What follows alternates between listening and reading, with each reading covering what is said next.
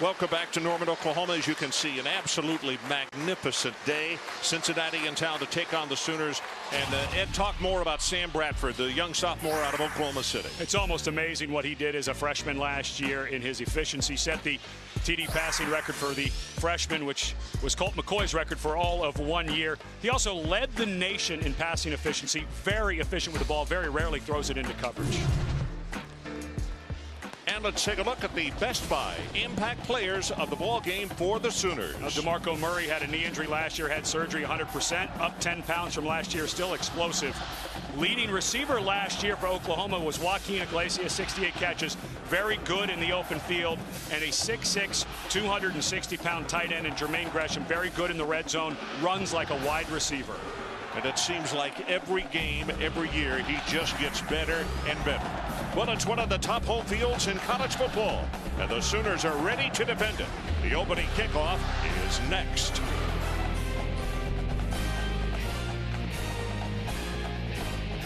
OU wins the toss. OU will receive. So Brian Kelly, the head coach of Cincinnati, on the left, and on the right is Bob Stoops. Hard to believe that Bob Stoops is beginning his 10th year as the head coach here in Norman. And for Coach Kelly, he's beginning his second. He has a great record every place he's been, and a very demonstrative fellow. As you look at DeMarco Murray, along with Iglesias, the two deep men, two very dangerous deep men for the Oklahoma Sooners. Jake Rogers will kick it off. Jake had been doing the field goal kicking. Yingling will handle that today. It'll be Jake with the kickoffs, unless the head coach changes his mind midstream in this one. Good kick deep into the end zone, and it is going to be returned by Iglesias, 5 yards deep, and he brings it out on the right side. He will not make it to the 15-yard line. Great coverage by Cincinnati. Battle on the tackle. So the starters for Oklahoma, you'll see at the top of the screen, it will begin to scroll. And as we look at that scroll, trotting out on the field will be Sam Bradford. Not many quarterbacks in recent decades out of Oklahoma City have gained a starting position here at OU. Sam, one of the first in more than 2 decades. And a young man who just burst onto the scene last year. We're going to see them in a hurry-up offense. This is new because of his experience. Even as a sophomore, they're going to go very fast today. From the shotgun, you can see he has 2 wide receivers to each side. Bradford out in the flat. Completed to 15. That's Gresham, the tight end that Ed talked about just a moment ago. And they're going to say he is out of bounds just across the 16. And at the top of your screen, now you will see scrolling the defensive starters for the Bearcats of Cincinnati. And what a veteran group it is for Cincinnati. A bunch of seniors. They've been coached up for a couple of years now. Remember, Mark D'Antonio was here. Running play across the 20, the 25, and out to the 28 is DeMarco Murray. It's a gain of 9, and there's the hurry up right there. Was Cincinnati a little off guard on that? Absolutely. They see it every day in practice because Cincinnati also runs it. But this is a big group of offensive linemen. You better be down in your stance as a D lineman to be ready. Lode Holt on the left side, suspended last week, gets his first start of the year this afternoon. Quick out pass to number 1, Manuel Johnson, and he's had a gain of very close to 5 on the play. They'll spot him down at around the 31. So trying to gain a rhythm, we have to gain it with them up here because OU's doing a nice job of, is he about to go under center or is he going to go to shotgun? Yeah, that's the thing. You don't know the tempo because they'll change it between plays. He's waiting for the snap and gets it already. Bradford rolls to the right, has a man, and throws it complete. 42-yard line, and he's got Iglesias. That's good for 11. So 2 things, Ed. He hasn't been touched. And the pace right now, it seems as though Cincinnati's going to have to gain that page quickly. Kevin Wilson, the offensive coordinator, looking for consistency. Play at a high level by this offensive line every game. Bradford starts the ball game 3 of 3.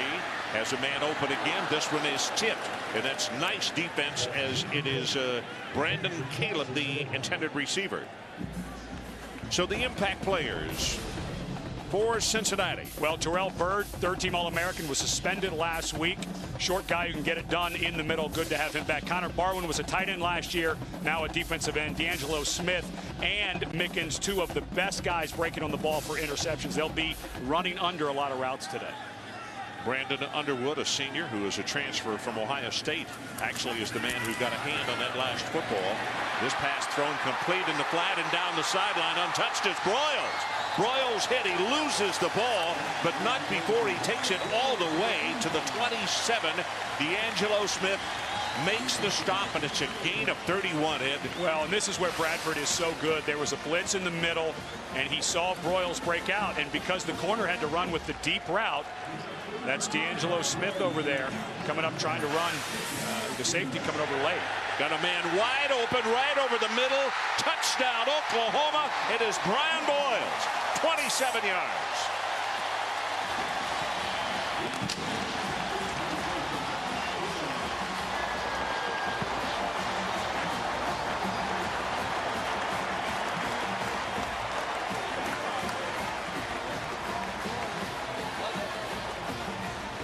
Folks, I don't know if you've gotten your breath or not. We haven't, and I'm afraid Cincinnati defensively has not either. That has been absolutely like a surgeon. This is Stevens, Jimmy Stevens, a redshirt freshman out of Oklahoma City, with the extra point attempt, and he knocks it right down the middle. So, wow, not even 2 minutes played in this opening quarter, and Oklahoma on the board, 7-0. You know, Ron, when we saw the new rules, we had conversations during the offseason about how many teams were going to start using the no huddle. Well, if you look at the amount of weapons, and Broyles, a young man, a freshman that they really like, was suspended last week against Chattanooga. And you see that they have added to their repertoire. Of course, Malcolm Kelly leaves, such a great playmaker. You step in with a guy like Broyles that they don't want to use Mark Clayton's name, but they say he sure does remind us of Mark Clayton with his quickness in the open field. The interesting thing that his offensive coordinator said, and Kevin Wilson said yesterday, he said, pardon the expression, but he has a shake and bake that most people don't have. And then in the open, when he's in space, that really creates some problems. Yeah, and Kevin Wilson just has so many guys. You know, the one thing he's got to fight is they'll start moving some guys around, is make sure that those guys really know each position, because Murray will go out to a slot receiver. Gresham will move around. You've got to make sure that they're drilled, but they go so fast in practice, I don't think that's a problem. Ready for this? Drive 88 yards in 1 minute and 42 seconds. Now, my advice to Oklahoma, don't rest on your laurels here and think, well, hey, you know, did the same thing last week in our opening ball game. The Cincinnati Ball Club is very good on the offense as well. Yeah, no offense to Tennessee Chattanooga, but this is a whole different bunch that they're going to be playing against. Looks like Matthew Moreland is going to kick it off for the Sooners. A little bit of a surprise here. Early in the season, both coaching staffs making some changes. Spinner is going to be short and will be taken at the 9-yard line. This is Gilliard, and he will take it out across the 25 to around the 27. So at the top of your screen, we will scroll the Cincinnati offensive starters. And as we do that, you'll get an opportunity to look at Dustin Brutza, the senior out of Maysville, Kentucky, at quarterback. And a young man who was the starter, as we mentioned at the top of the show, in 2005, 2006, Ben Mauck, and we'll get into that whole saga here in a little bit, what's going on with Mr. Mauck's lawsuit. But the coaches really trust him. They're looking for the same efficiency with Mauck. Last year, touchdowns to interceptions. Brutza struggled with that earlier in his career. The lone setback is number 20, Jacob Ramsey, a junior out of Columbus, Ohio. And he'll get the handoff on first down right over the middle. Has 5, has 7, counted off at about 9 yards. Tackle made by Lindy Holmes, a senior out of Dallas, South Oak Cliff, out of the secondary. One thing that Oklahoma is concerned about is their linebackers. Only one guy, Ryan Reynolds, with starting experience, and this really the first game of the season with good competition. Running play again. They'll have the first down with the Jacob Ramsey as he takes it to the 39. Travis Lewis this time defensively. So, Ed, both ball clubs come out and they're not wasting any time at all. We're going to see about 100 plays of offense for both teams. Offensive coordinators will love it. I'm not sure about the defensive coordinators, or are you? No, this is a lot of stress on the defense. John Goebel checks in at tailback, number 22. They split him out wide to the left. So they go empty in the backfield with Brutza.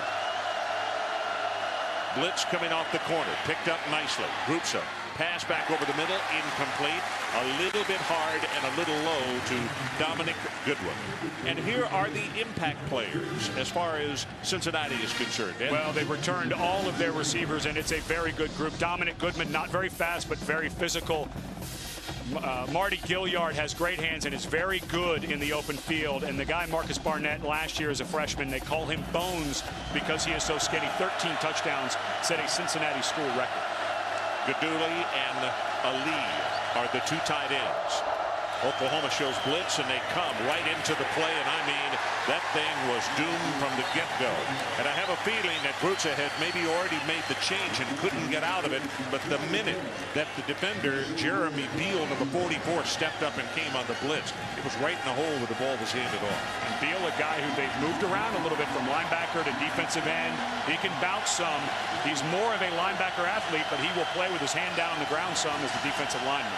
Third down, and it's going to be plus 10. It's going to be about 11 yards. You need to take it across the 49 to maintain the drive.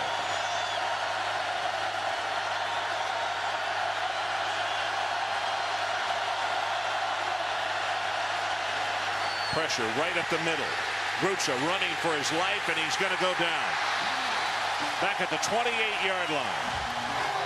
And for Cincinnati fans groaning, that was the smart thing to do rather than try to throw it away and get it picked. That was Travis Lewis who tackled it. Well, and Lewis is coming right here. He's just going to come to the inside. And I think the noise got to Cincinnati. They made an audible at the line, and it looked to me like the offensive lineman did not really know what the protection was. The right guard, Canfield, got over there late. Huber with the kick. Not going to turn over, and now takes an Oklahoma bounce and goes back up the field in their direction. It'll be marked out at around the 38-yard line. So we'll take a timeout. 10:52 left, opening quarter. Sooners 7-0, and they're back on offense.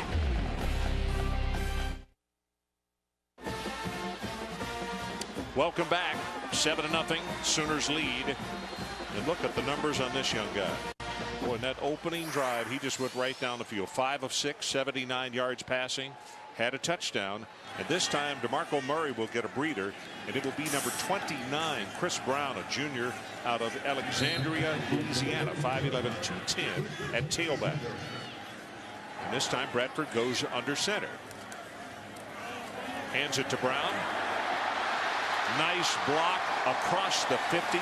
And he is all the way into Cincinnati territory at the 47. D'Angelo Smith defensively on the stop. You talk to the Oklahoma coaches about their running game. Yes, DeMarco Murray is the guy who can make huge differences. But you always overlook Chris Brown because he's not very flashy. But the one thing that both Wilson and Stoops talk about is how well he picks up yards once he sees a hole. Here he goes again, and the youngster from Alexandria will take it for 2. That's Manilak. Ryan is a senior out of Pickerington, Ohio, 6 feet 235, a middle linebacker. The other thing that Brown does so well is takes care of the football. He will not put it on the grass, and then, you know, a guy like Bob Stoops who has a defensive background, and he's going to get a lot of playing time if he doesn't turn it over. There's truly saying this is what Brown can do for you. Huh? Great protection, wide open in the flat. That's Brown. Brown will have the first down, and he'll take it down inside the 30 to the 29. And the protection up front. Lodeholt, Robinson, Cooper, Walker, and Trent Williams, simply magnificent. And Bradford saw he had 2 receivers on that side that he threw to Brown. They ran into each other. So he just very calmly came down to his running back. So a safety valve play picks up a big first down. And they sweep it back to the right this time. And Brown being very cautious, waiting for his blocks. It was Terrell Byrd, the outstanding nose tackle, defensive tackle, number 95 out of Cincinnati Coleraine High School. Byrd, a guy who, if he were 6'2", would be a first-day draft pick next year, but just about, they say 6 feet, but he's a little bit under. Really understands leverage, uses his hands very well. It is 2nd down and 5. The expression of playing in front of the chains has definitely been it for Oklahoma today. Murray back in the ball game, breaks a tackle, goes inside the 15. He is at the 13.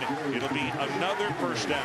And Ed, this may help you out in how we talk about Cincinnati and how good they are. We were told in practice on Thursday that the NFL scouts are writing 10 players, which means 10 different reports, which means that's how good they think the Bearcats are. Especially in their secondary, but right now Oklahoma's having their way with that. Bradford for the end zone. The ball a little too hard and was tipped, I believe, by Mickens. And Mickens certainly the best of the cornerbacks for Cincinnati. What's interesting in their defensive secondary, they actually moved D'Angelo Smith from corner to free safety because Brandon Underwood, an Ohio State transfer, was there. And this, I mean, you don't cover any better. That's, you know, the hands there legal in college football beyond 5 as long as you're equal with the run. DeMarco Murray spins off the tackle, going to come back to the open side. Bradford with a block, not much of one, but it was better than a Matador block.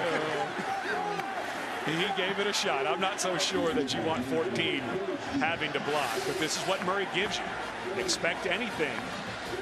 Good defense and a missed tackle there by Manilak. Yeah. And there's Bradford. We'll try to call that blocking going against Ricardo Matthews. So Oklahoma with 140 yards already in this ball game, and we've just gone under 9 minutes to play. Bradford with the audible. He'll stay from the shotgun. Step to his right, throws it to his tight end. It is touchdown, Jermaine Gresham. Oklahoma. I'm not saying it's going to happen today, but they scored in their first 7 drives last week. They have tallied on their first 2 today, and quite frankly, I think the head coach from Cincinnati would agree with me. It has been like child's play. Well, and Gresham gives you so much versatility. He's lined up actually as a slot receiver, and the defender on that sign, Cedric Tolbert, the strong safety. Usually you'd expect a strong safety to be able to run with a 260-pound man, but boy, 18 can really turn him. Jimmy Stevens has the extra point up, and it is good. Let's take another look as we go to break. Jermaine Gresham, the 6'6", 261-pound tight end, eludes the tackler. All Sooners so far.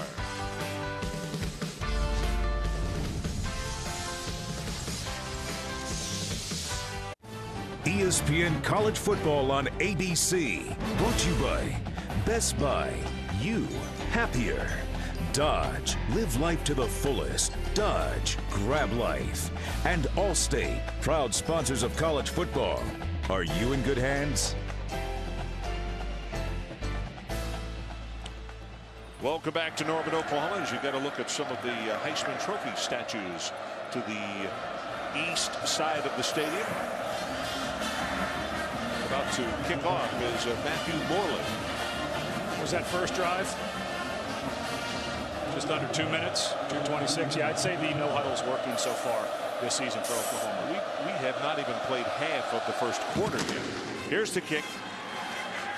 High spinner, going to come down at the 7. Gilliard again.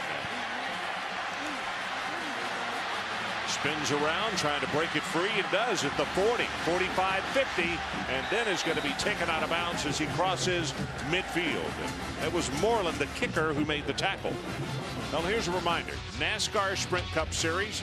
Well, it's going to head to Richmond now. And you know, it's now or never for these 3 guys. Jeff Gordon, Casey Kane, and Clint Bauer. And that is, as you know, they all got one last shot at making the chase. The NASCAR Sprint Cup Series, Chevy Rock and Roll 400 at Richmond on ESPN. It's 1 o'clock on Sunday.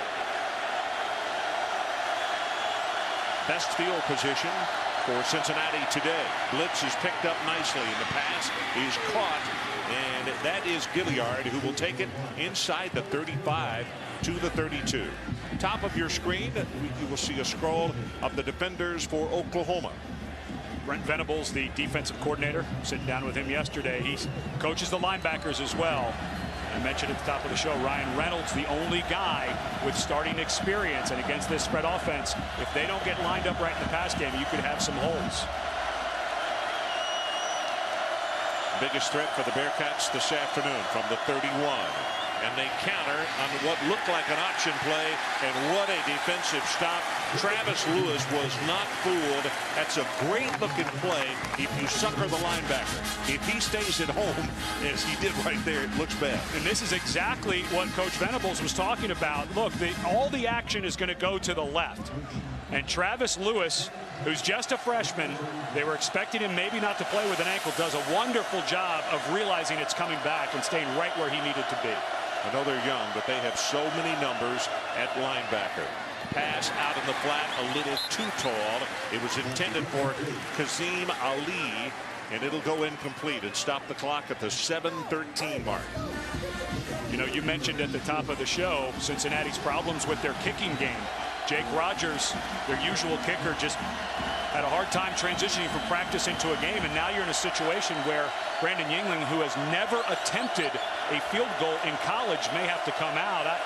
If I'm Cincinnati, I want more than 6 or 7 and thinking field goal, because that's not a guarantee. Yeah, that's a great point from where they are. As the blitz comes off the corner, and the running play is going to be stopped at the 26. So Grutzer will take it. And this is going to be a 43-yard field goal attempt. What would you do? And it's right on the edge of Yingling's range. When we talked to Brian Kelly, he said about the 25-yard line. I think they need to go. There's just too much momentum right now for Oklahoma. You miss a field goal, or worse, you get it blocked. I think this is the right call by Cincinnati.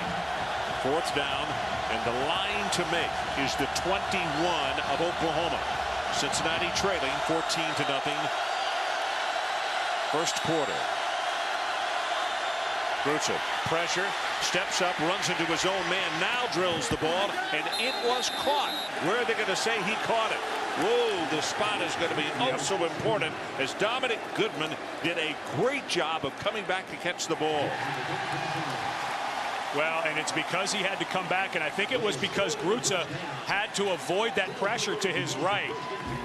It was the pressure of Jeremy Beal, and he had to avoid that. And we'll probably see a replay on this, but I think it's because he had to avoid it that they couldn't get the first down.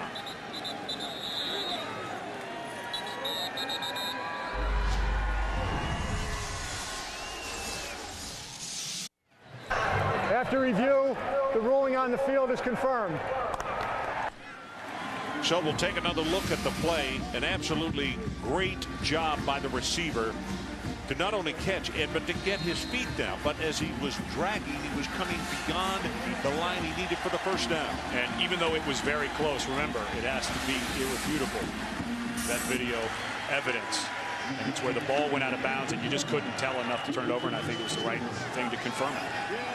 So Bradford this time goes under center with an I formation behind him.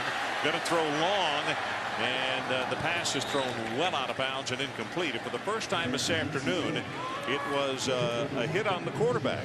Connor Barwin was putting the pressure on young Mr. Sam Bradford. Well, and if you question Brian Kelly, the head coach of Cincinnati, even though he calls the plays offensively, if he cares about defense, when you take a guy like Connor Barwin, who had 31 receptions last year as a tight end, and move him over to get a high energy guy on your defense, that's commitment to an entire team. This running play will only go for a couple. And let's check in back in New York at the ABC studio. Great to see everyone. I'm Matt Weiner in New York, here to keep you up to date on all the day's biggest games. Let's get a Taco Bell update on Georgia, no longer #1 in the country, but up on Central Michigan. Watch the patience from Matthew Stafford, then fires and finds Muhammad Massaquoi. 7-0 there. Penn State leads Oregon State, their first ever meeting, 14-zip Lions. So we're back in Norman. It is 3rd down. Sooners need to take it to the 32-yard line, and Bradford is hit as he throws, and that was Mandalak, the middle linebacker. So that's back-to-back plays at Cincinnati. Gets pressure on the quarterback, and it pays off for him. This is the first punt of the afternoon for the Oklahoma Sooners. Yeah, and I think Joe Tracy, the defensive coordinator for Cincinnati, got tired of seeing Bradford sit back there and not be pestered. And, you know, he looked at the tape from last year, and not many people pressured Bradford because he was so efficient. Well, I think he's now going to make a choice. I think we're going to see more of that throughout the game. He can't let Bradford just stand back there. Matt Nall, who was not used very much last week since they scored on the first 7 possessions, gets a line drive boot away. And Running away from it is Angelo Smith. D'Angelo Smith will let it bounce, and it will be 1st and 10 for Cincinnati following a 48-yard boot.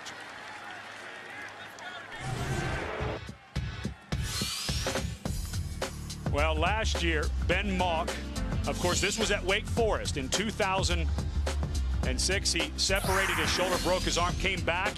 Because he was a graduate student, could play right away. 31 touchdown passes, only 9 interceptions. Really made things happen. Beat out Dustin Grutza right at the end of camp and had an amazing year. And we'll give you more of an update what's going on with his eligibility. It's been a long, hard fight. That's Bennett in motion. Barnett, I should say, and straight ahead with the play will be a gain of about 5. Todd Harris, let's check with you on the sideline. Well, Ron, just to follow up what Ed was talking about, Ben Mauck's situation, he went to the reinstatement committee, which is basically the 3rd step and final step for him to get his eligibility back 1 more year. They denied him on Wednesday afternoon. Now, I spoke with Ben Mauck's attorneys yesterday, and they said it is not a done deal yet. He has still got 1 more opportunity. It's really convoluted. It really hinges on his freshman year at Wake Forest. He did not play it down, and he says he was only in there because he was an emergency quarterback backup, but never played it down. Now, he's trying to get that year back, and Ron, what it really hinges on is Cincinnati has left the door open. Would they like to see him back?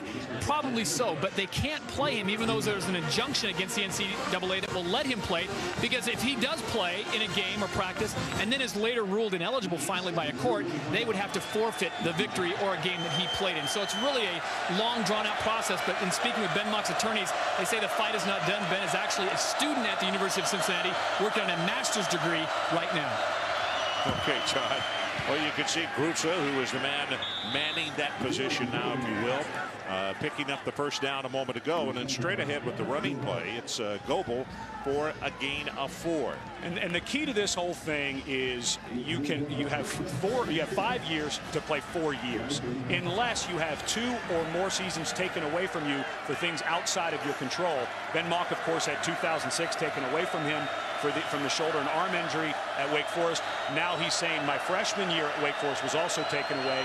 The NCAA didn't think so. So that is what the discussion is about, whether he truly lost that second year for things outside of his control.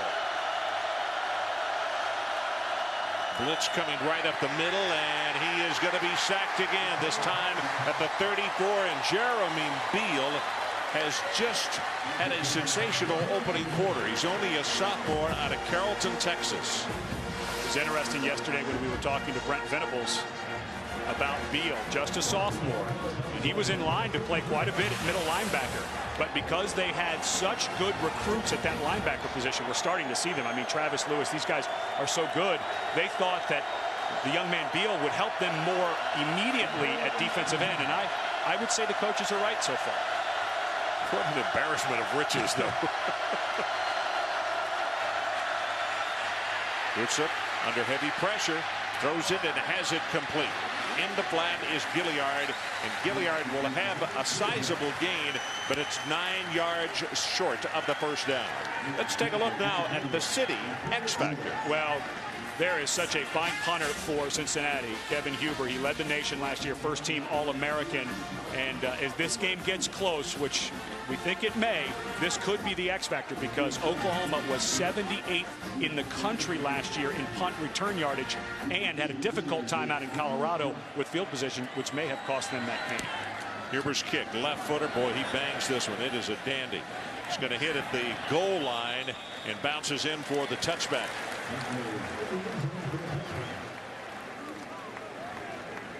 Well, we had a microphone on Brian Kelly in pregame, and here's exactly what he sounded like. You guys got good players, boy, too. I tell you, it's obvious. At least we've got some veterans on defense. Oh, yeah. So that's when we took the game. We said, you know what? We're not there across the board, but defensively, if you can play good defense, shoot, you got a shot. Oh. Looks like you're going to have a sellout today. Oh, we've been sold out 10 straight years. 10 straight years? Every game. And yeah. 54-2. He knew what Stoops' record was in the stadium. That's interesting. 54-2. He was right. Deep on the pattern. Intercepted. Picked off by Brandon Underwood. And now a flag comes down way back beyond where the ball was intercepted, and I was looking back up the field and didn't see exactly what happened there. Ed, there are 2 flags now. Did we have a clip? Well, it was Joaquin Iglesias. Looked like he got tied up, but what a nice play by Underwood. One-handed catch, transfer out of Ohio State. After the interception, illegal block in the back. Number 21 on the defense, 10-yard penalty, first down. Mike Mickens, a senior, makes a huge mistake because Underwood was already gone. Pete, let me tell you something. They had the ball down at the Oklahoma 30. This penalty is going to put it almost back at like the 15-yard line. Well, that's just not smart. Look, even if Underwood hadn't what appeared to look like outrun Iglesias, who was making a decent effort, you can't have that mistake. I mean, you're down, you're on the road, you get some momentum, and you make a mistake like that. But what a wonderful catch by Brandon Underwood. And that is a ball that Bradford, that's kind of new. He went 5 games last year without an interception. You don't expect him to throw a bad ball, and that was just a bad throw. I think what he was trying to do is what you talked about so much last week in our 2 games, and that is put some air under it and let the receiver run under the football. Unfortunately, it was the defender. Well, it was run under. We know that for sure. From the 18-yard line, that's going to be movement on the part of Cincinnati. Ball start, number 60 on the offense, 5-yard penalty, first down. Jason Kelsey, a sophomore out of Cleveland. Oklahoma, defensively, here are the Best Buy impact players. Gerald McCoy, a sophomore, is becoming dominant. English led the league in sacks, missed 3 games. Ryan Reynolds, all that experience they needed. Nick Harris, like a linebacker, strong safety at 230 pounds. Running play will just go for a couple of yards, and that's it, as Travis Lewis is there to collect another tackle, and I think that's 4 for him already in his opening quarter. Well, you just can't say enough with these mistakes. The penalty, Kelsey jumps off sides, the block in the back by Mickens had done to Cincinnati in what looked like would have been a good start in field position. There's that middle screen. Gilliard, blocker in front. He's got speed. Open field at the 50. Cuts back against the grain. Still a foot race and caught from behind by Nick Harris, the strong safety who is 230 pounds. And looking at coach's film yesterday and watching Cincinnati against Eastern Carolina, and you're going to see watch the linemen get out in front. We freeze it right here. The linemen do a great job with recognition that everybody's blocked, and they get downfield and do a wonderful job. Gilliard then, with good vision, sees more open field and gets a big gain. From the 26. The running play goes inside the 20. That time it is Jacob Ramsey, and it's a shovel pass, which is as good as a running play. And Austin English records his first tackle. And talking to Brent Venables yesterday, the defensive coordinator at Oklahoma, he said the screen, the shovel pass, the tight end screen close to the line of scrimmage, those substitute for running plays. Cincinnati does not have a great running game, don't have the backs they quite want in this system, but those are the little things they do to get that inside yardage. And it also is anything to get misdirection against a very, very speedy Oklahoma defense. A little bit of what is called a smoke draw. Flag goes down, and he's going to be tackled at the 25-yard line, and that's going to be a loss of 5 yards on the play. And they're going to back him up even more, holding on Cincinnati on that on the left side. Nick Harris made the tackle, and I mean, the minute that they looked up to try to run the draw. Holding, number 83 on the offense. Penalty is declined. Third down. There were just crimson jerseys everywhere. There's the takedown right there on Austin English, who did a nice job coming inside, and I like the decision to decline it, put them at third down. Really have to trust your defense to decline that penalty near the red zone. Well, where they need to take it is the 16-yard line. 14-0. Sooners on top. Could be the final play of this opening quarter. Rutsa from the shotgun. Gonna run it. Turns it up 20 and is knocked down hard at the 17-yard line. That is going to be short of the first down, I believe. Travis Lewis with still another tackle. And that is the end of the first quarter. Oklahoma 14-0. This presentation of college football presented by Best Buy will continue after this message and a word from our ABC stations.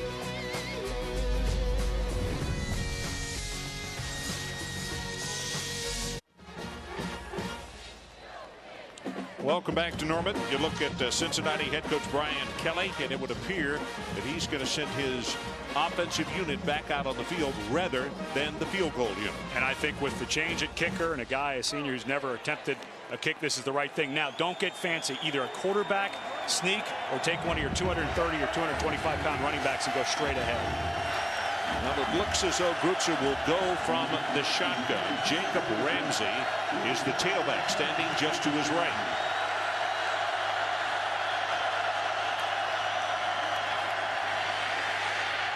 Throw back, got it complete. Not only the first down, it'll be first and goal at the 4-yard line. Really a well-conceived play as they threw back against the grain with the flow going to the right. And it is first and goal, they're going to say officially at the 5. Well, pretty dangerous play here because Adrian Robinson was lined up over to the left, lined up away from the line of scrimmage, and the coverage by Lindy Holmes was actually very good, but give 6'5" Robinson the credit for going up and making a play on that ball. This time from an I formation, straight ahead with the running play, and there's just not much there. Jeremy Beal with the tackle on Ramsey, and it'll be second down and goal. And for Brian Kelly, who is the play caller and head coach, he's been doing that basically since he took over at 28 years old at Grand Valley State, a Division II school. And they kind of invented this offense up there. They use those tight ends just like Oklahoma all over the place. And now in the red zone, it doesn't look like you're going to get much running straight ahead. So I think go back to that misdirection and use those pass-catching tight ends in the end zone. Yeah, the difficult thing, if you try to sweep with these running backs, Oklahoma will run them down from behind. There's the Statue of Liberty.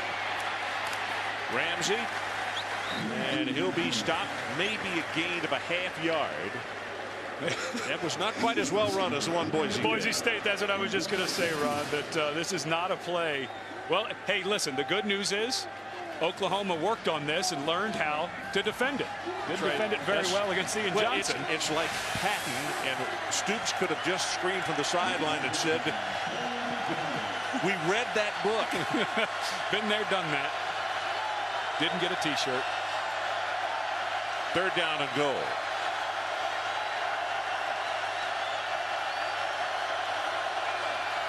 Grutzer rolls the pocket, throws it complete at the 1-yard line, and Ramsey will be denied the end zone. Jackson and Lindy Holmes combine on the stop. Well, you've got to finish this run as a running back. Lindy Holmes at 201 pounds, he's not a small guy, has moved around from corner to safety. But that was a nice tackle by Brian Jackson, the corner. Right back to the line of scrimmage. 10th play of the drive. Quarterback sneak over the top and waiting for a signal. Touchdown, Cincinnati.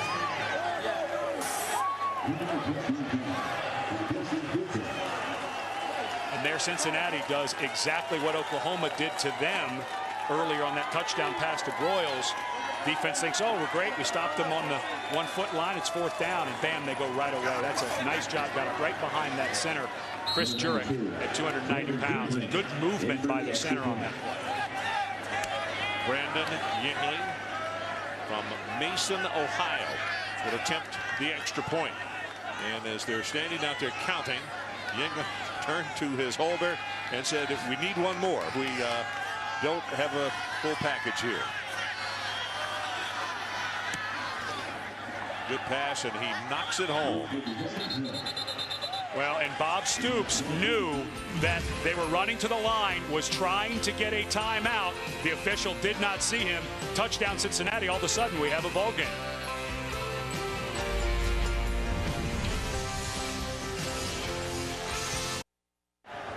So Coach Kelly paces the far sideline, but in a far better mood, I would imagine, and I can certainly agree with him. His football team just used 4 minutes and 16 seconds, in 10 plays, 82 yards, and it is a 7-point ball game. And boy, did his defense need a breather. Oklahoma averaging right at about 2 minutes for their scoring drive. So Cincinnati in this game taking their sweet time. Rogers with the kick. Going to come down 2 yards deep, and this is Murray. He'll return it. Murray gets by one wave, then runs into his own man and is tackled at the 25. Well, let's take a look at our Aflac trivia question. And it is DeMarco Murray rushed for 5 touchdowns against North Texas in 2007. Who holds the Sooner record for most rushing touchdowns in a ball game? I mean, Billy Sims is the first one, but it can't be that because that's too obvious. And I think I can actually look that one up in the book. So no, we're not going to let you. You have to play fair on this. Oklahoma will play conservative. You know, you can take a get. There are so many in traditional guys that have been All-Americans here. You can pick Billy Vessels, any number. Who's that guy for the Vikings now? What's his old? What's Adrian Peterson? Yeah, he's okay. But I don't think he ever had that big rushing touchdown. Big opening there for DeMarco Murray, and the sophomore from Las Vegas, high stepping it all the way to the 37-yard line. Terrell Byrd defensively for Cincinnati. And again, the no huddle, and they speed it up. This time Bradford started calling out signals. Cincinnati was bouncing around trying to make sure they got set, and now he's going to reset his backfield. That's Murray going from his right over to his left, and he throws it. Got a man open. Defender took a wrong step, and as a result, it is going to be a very long game. That is Iglesias, as Brandon Underwood forced him out.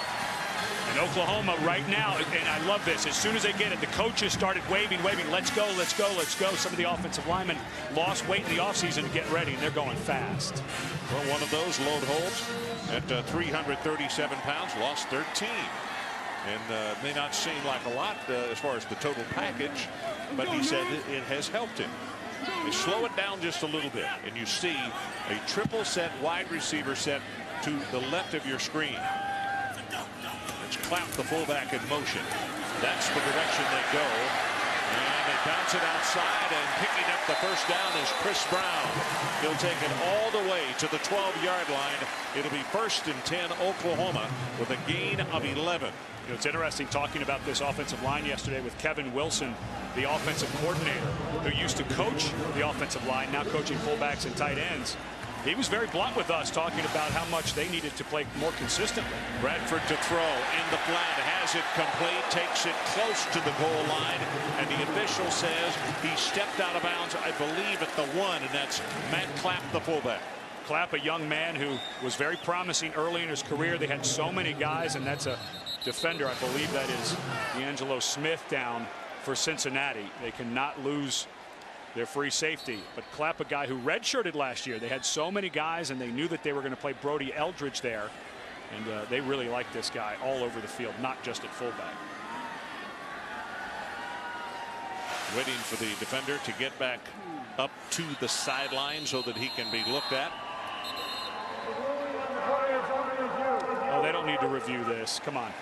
You know, I like instant replay until it's so obvious that the call was right on the field. Clapp was down. He was hit.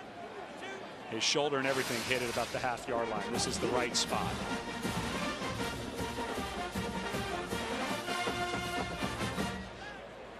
D'Angelo Smith is the man, as we stated, had the hit, and there it is right there, and he comes down. It would appear that he did not hit the cone when he was in the air. I assume what they're looking at is if he did, it would have been a touchdown. Yeah, if he would have hit, if the ball would have hit the pylon, you have a touchdown. But it was so clear on the couple of replays we already showed that it was not. I just think sometimes you have to be a little more conservative, because now Oklahoma has something going. And you look, they're knocking on the door, and Cincinnati is going to have a yeoman's effort to keep them out. After review, the play stands is called on the field. First down. Well, everybody watching at home knew that that was the case. So the ball is on the half-yard line, and Cincinnati quickly gets their defense back out there, and from the near sideline, the Sooners bring their offensive set. Chris Brown remains at tailback, and he'll have Matt Clapp, the fullback, in front of him. 14-7 Sooners are trying to make it a 14-point lead again.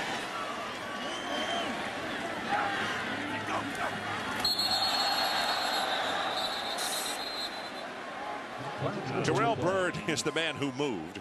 And offside, 95 on the defense. Penalty is half the distance to the goal. First down.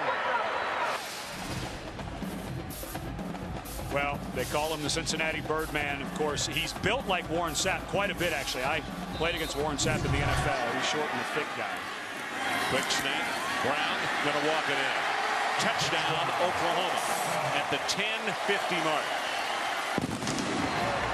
Matt Clapp, and they didn't change the play because Clapp, even when they came off sides a bit ago, went out and took the defender out and put him flat on his back, and they ran that same direction this time. You know, when we watched the film of Oklahoma offensively against Tennessee Chattanooga, it was hard to tell. Tennessee Chattanooga was just not good enough to be here playing that game, and you saw that efficiency, but boy, it's just rolled right over to a good quality opponent in Cincinnati. Jimmy Stevens with the extra point attempt, and he's got his third one of the afternoon. So with 10:50 left until halftime, our new score, Oklahoma 21, Cincinnati 7. You're watching ESPN College Football on ABC.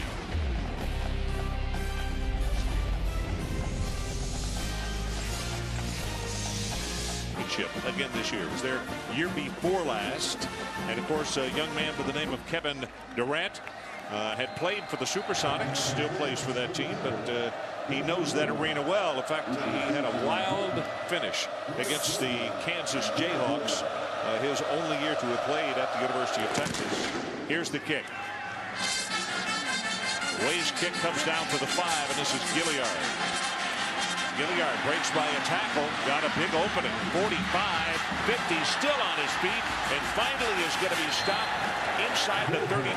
And I can tell you, special teams coaches at Oklahoma are not going to be real wild about that. Some real bad tackling. And give credit to Cincinnati. They opened up a hole in the middle. And Gilliard has shown this time and time again. There's guys in position to make tackles, and he's just absolutely running by guys. I mean, 62 yards on the return. Yeah, we saw that yesterday on film, and you just don't know. They played Eastern Kentucky, and even though that's a good FCS 1AA program, you don't know how good they're going to be this year. But Gilliard looked this good against those guys. One of the few times this afternoon that Grutza has gone under center. Gives it to Goebel, and he's tackled immediately by Ryan Reynolds. And let's check in down on the sideline with Todd Harris. Todd? Well, Ron and Ed, I know football is king in the state of Oklahoma, but they got some competition. The Oklahoma City Thunder. Now, this is not Kevin Durant, but it's better. It's the man who signs his checks, the principal owner of the Oklahoma City Thunder, Clay Bennett. Thanks for joining us. First of all, what has been the reception you've got from the community with the NBA coming to town? It's just been amazing statewide. The interest is deep and broad, and so much excitement about this team. Well, speaking of excitement, Cincinnati now driving down. It looks like they're going to take it right in line. We'll continue here with Clay Bennett, the principal owner of the new Oklahoma City Thunder. The name. A lot of people want to know the name, where you came up with it, and the colors. Well, we like the name. It's a name that speaks of power and energy, and we like it's clear, and we think it's going to create a lot of opportunity for our game presentation, and speaks of an identity we hope to establish with the team of being a team that works hard and is a force to be reckoned with. Now, unlike an expansion team, this is not an expansion team. You got some great players. Ron Franklin talked about the great Kevin Durant. What are your optimistic predictions for next year? Well, we've got a great core of players. We've got Kevin, Jeff Green, Russell Westbrook, Nick Collison's back. We've got a really strong group that we're going to build around, and we're going to get better and better. Well, the folks at Three Stripes were happy enough to set me up. I don't know if I look good enough to play for you guys right now, but you keep me in mind. We'll keep you in mind, but don't hold out too far. Thank you. There's Clay Bennett being brutally honest. Back up to you guys. Okay. First of all, as the interview was going on, they did almost score, but there was not just a holding, there was a tackle in the middle. That's what brought the play back. Well, and it's Gerald McCoy who, boy, he's just starting to come into his own as just a sophomore, the Big 12 freshman of the year, through a great move on Jason Kelsey, and Kelsey had no choice but to hold him. And again, Cincinnati calls a timeout here. As soon as they get something positive, you know, they've only had that one drive, but they keep hurting themselves with these penalties. So we'll take a timeout. 9:43 left until halftime. Oklahoma 21, Cincinnati 7. So we're back. Number 4, Oklahoma with a 14-point lead over Cincinnati. And here's the answer to today's Aflac trivia question. DeMarco Murray rushed for 5 touchdowns against North Texas last year. Who holds the Sooner record for the most rushing touchdowns in a game? Ed, do you have a guess? You know what? I'm going out on a limb here. I'm going with Troy Aikman. Okay. Quentin Griffin. Quentin, who led this ball club to a national championship down in the Orange Bowl against Florida State. Yeah, I remember that game against Texas, and boy, you really looked at that young man low to the ground, so powerful when he got around the line of scrimmage. Third down, they're 0 of 5 on third down conversions, but they're 2 of 3 on fourth down. Great protection, and what a catch. That'll be enough for the first down by Marty Gilliard. Good heavens, what an effort. 22 yards in the pass play, and also give credit to that offensive front. A really nice job by Cincinnati keeping Oklahoma at bay. And Lindy Holmes was right there, ball thrown a little high, but Gilliard, look, they returned all of their main receivers from last year, so all Broots has got to do is try to fill those Ben Mock shoes. Right now, not quite that accurate, but he's figuring it out. Over the middle, the ball is tipped. That was Reynolds, the junior linebacker, who goes high in the air to knock it down. And Reynolds, a young man who played outside linebacker last year, has battled some injuries, had 2 knee surgeries, now playing that middle linebacker. And every quarterback will tell you, in a 4-3 defense where there's a true middle linebacker, that's the guy who always gets you on those over-the-middle throws because you just can't see them. On second down, they swing it out of the backfield. That is Goebel, and he'll take it inside the 15 to the 13-yard line. Tackled by Lindy Holmes. Well, and I really like the play calling by Brian Kelly.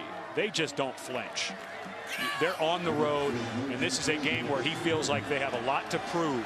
He said, okay, you won 10 games last year, first time since '51. You finished 17th. It doesn't matter. You have to do it in games like this, and that's why he scheduled this game. This was not on the schedule when Brian Kelly got to Cincinnati. Well, he's got a third down coming up. Needs to take it to the 10 of Oklahoma. They trail 21-7. Looking, lots of time, got it complete, and there again is Gilliard, and he will have plenty for the first down. It'll be first and goal from the 6-yard line for the Bearcats. Well, and they're happy to have Gilliard back. He sat out the 2006 season for academic reasons. Got him back last year, and of course all of the receivers had big numbers with Ben Mock in at quarterback. And boy, he reminds me of Dell, the young man we saw at Michigan State, how he catches the ball with his hands and his feet are already moving in open space. Gutsa with the first and goal. Pressure coming. That was Beal after him, throws it, intercepted in the corner of the end zone, and that is Dominique Franks, the sophomore out of Tulsa Union High School. Well, you just can't make this throw, and this is something that Brian Kelly and his quarterback coach, Craig Forrest, have worked on with their senior quarterback. Early in his career, his interceptions were more than his touchdowns, and they wanted to work on that. But this coming back, he just needed to throw this in the stands. And Franks was the corner, read that the whole way because his receiver stopped in the corner of the end zone. So now he's got no responsibilities.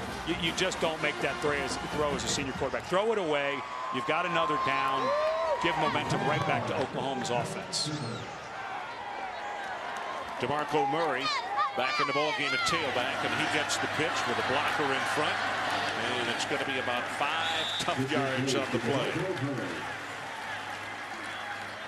Well, college football action kicks off at ESPN tonight in the Sunshine State. Miami at number 5, Florida. College football primetime presented by Hampton Hotels on ESPN tonight at 8 Eastern.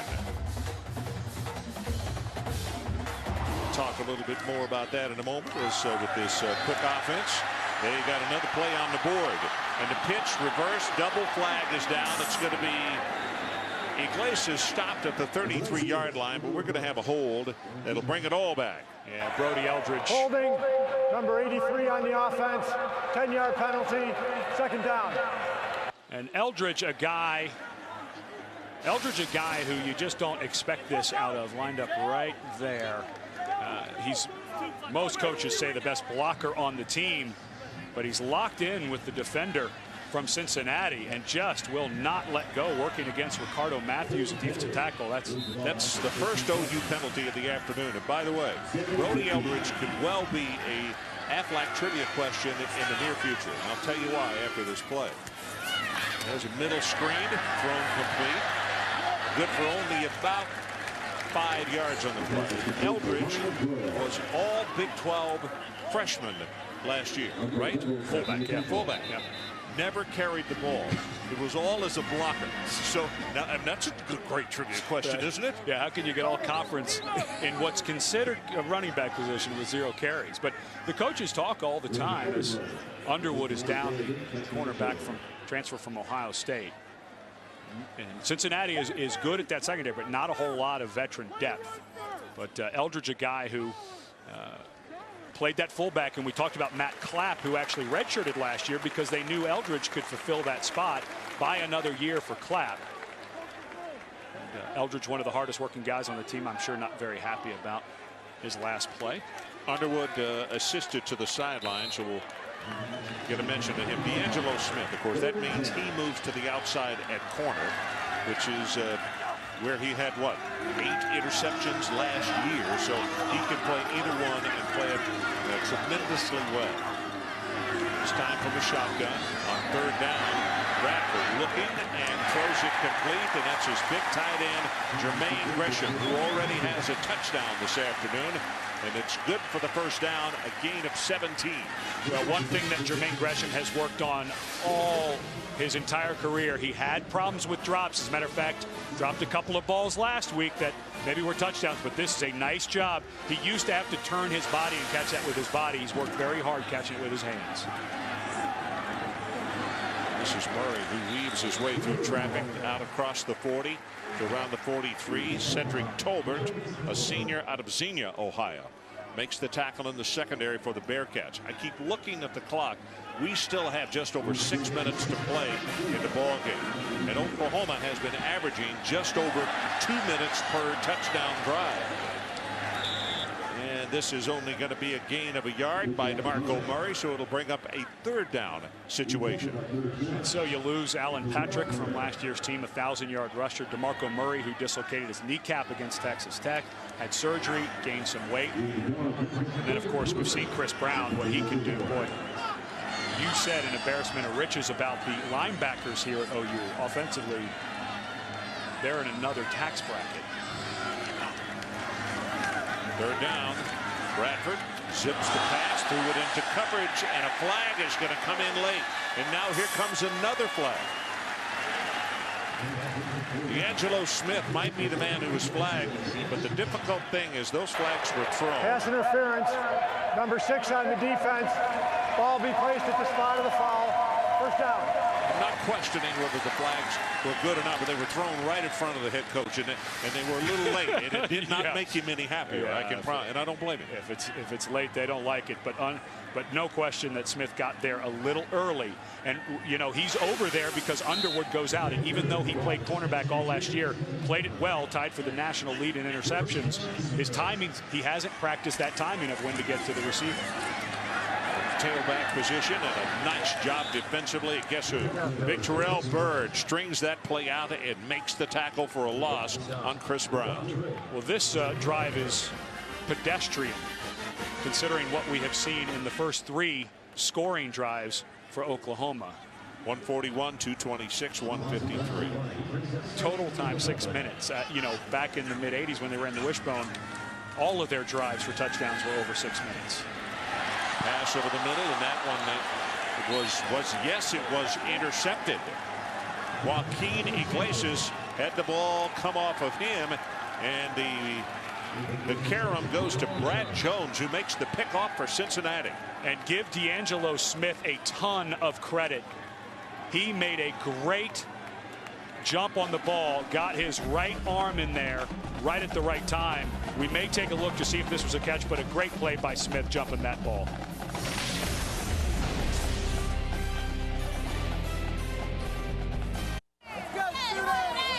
So we're back 21-7, and that drive ended because of an interception by Brad Jones. And you'll watch the carom right here. Sam Bradford throws it, and the ball tips off Iglesias, and there is the pick right there. And that, by the way, is a career high. First time that Bradford has thrown 2 interceptions in a ball game.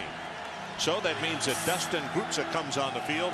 He's got 4:43 to work with. Try to cut this to a 7-point ball game, or at least to an 11-point ball game.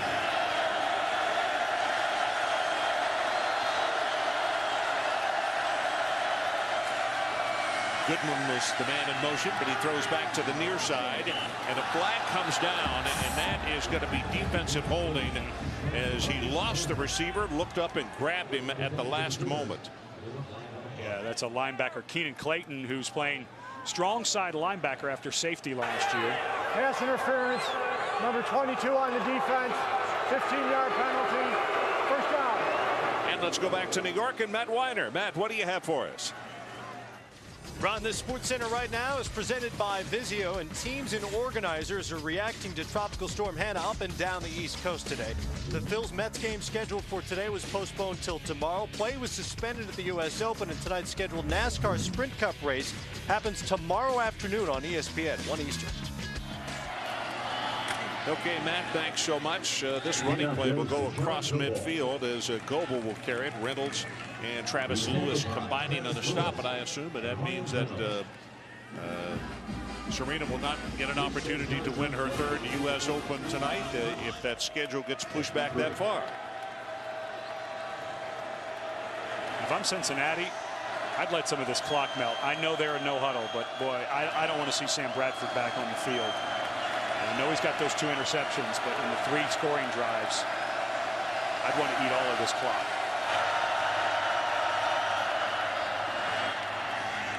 Throws this one complete to Gilliard. Picks up the first down. Gilliard has been the guy who has done absolutely everything right today now. Dominique Franks makes a tackle on him. You know, it's amazing. A guy like Gilliard, you find out very quickly, he actually came to Cincinnati as a defensive back. And I'm sure the coaches immediately said, wait a minute. He's got sticky hands and can run. Yeah, let's go ahead and switch him.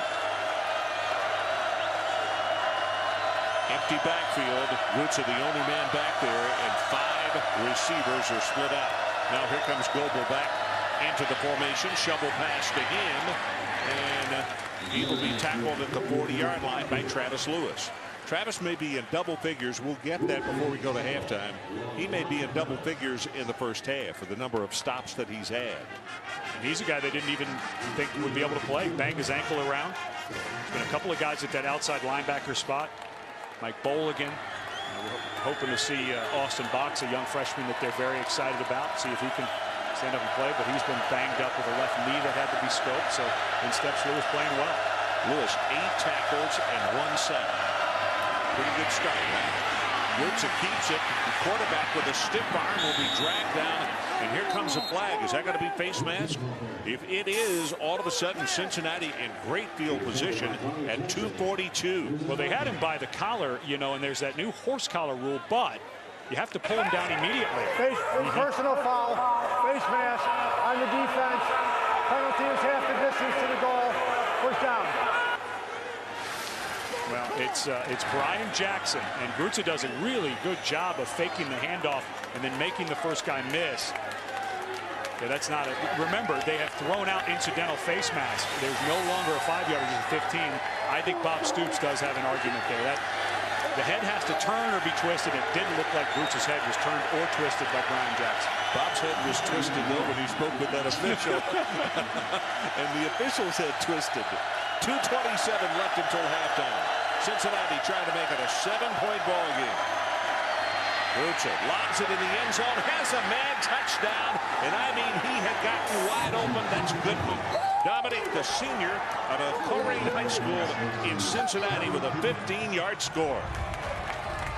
Lendy Holmes, the safety, got caught peeking. He just never, ever turned his attention towards the receiver. He was staring into the backfield and lost track of Goodman, and a nice job of recognition by Grutze. Let's not forget, fifth-year senior, made a bunch of starts in his career. We all remember Ben Malk from last year, but this guy has experience to find the open guy when it breaks down. Yingling with the extra point. He just hit the upright and missed it. So that experiment with the kickers is still going on, I would assume, at Cincinnati with that. Extra point is no good, but watch this play right here. Deep into the end zone, and I mean, boy, almost the first guy out to practice is what he looked like. 21-13 OU. You know, they run the hurry up, so this is right in their wheelhouse. They have plenty of time. Madhu in at running back, and the ball thrown very high, intended for Jermaine Gresham. It's made 6'6", but that one was still too high. Really feels like Bradford has gotten out of the rhythm that he had in that first quarter.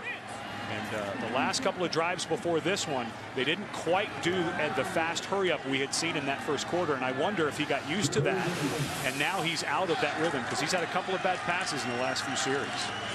Turns and says something to Madhu, and the ball was snapped, and he was not looking for it. And Oklahoma is really fortunate they didn't lose the football. The ball was snapped, and I believe it hit Bradford on the arm. That is their second timeout of the half. And wisely, Cincinnati takes the timeout because now you have Oklahoma behind the sticks, and Cooper, the center, did not get. He got the signal from Bradford to snap it. He didn't know that Bradford had called off the snap, and now you have 4th down and 11. So Cincinnati all of a sudden takes their timeout. Got to think that Oklahoma is going to punt here. You can see John Cooper kind of disgusted with the whole situation. Senior out of Fort Collins, Colorado. Well, right now we have a break. Let's take a look at the Pacific Life game summary. Well, it sure looked like this was going to start to become a runaway. Broyles got open, and then Jermaine Gresham with his great speed and stiff arm. Good block by Manny Johnson on the corner. And then Cincinnati, all of a sudden, it looked like all the momentum in this place and the entire city of Norman was on the side of Oklahoma. And a good job by Grutze to find the open Goodman. So now it is up to Mike Nall, who has been a very inactive guy both last week and this week because of the prowess of the offense. The punter in for what, his second punt of the afternoon. D'Angelo Smith is the deep man for the Bearcats. Good high hanging spiral. Going to turn over, but it's a little too far. It'll go 5 yards into the end zone. Cincinnati will have 76, or let's call it 66 seconds to play with. They're down 21-13. Ron Franklin, along with Ed Cunningham, and Todd Harris is joining us. Harris is with us today. Great. Yeah, the man from Thunder. He's got all that gear. We're going to have to get some from him. The new nickname of the Oklahoma City NBA basketball franchise, the Thunder. We'll talk more about that in the second half. Great to have Todd along with us today. Jacob Ramsey checks in at tailback. And let's see if it's conservatism as far as Cincinnati's concerned, or if they try to make some noise here.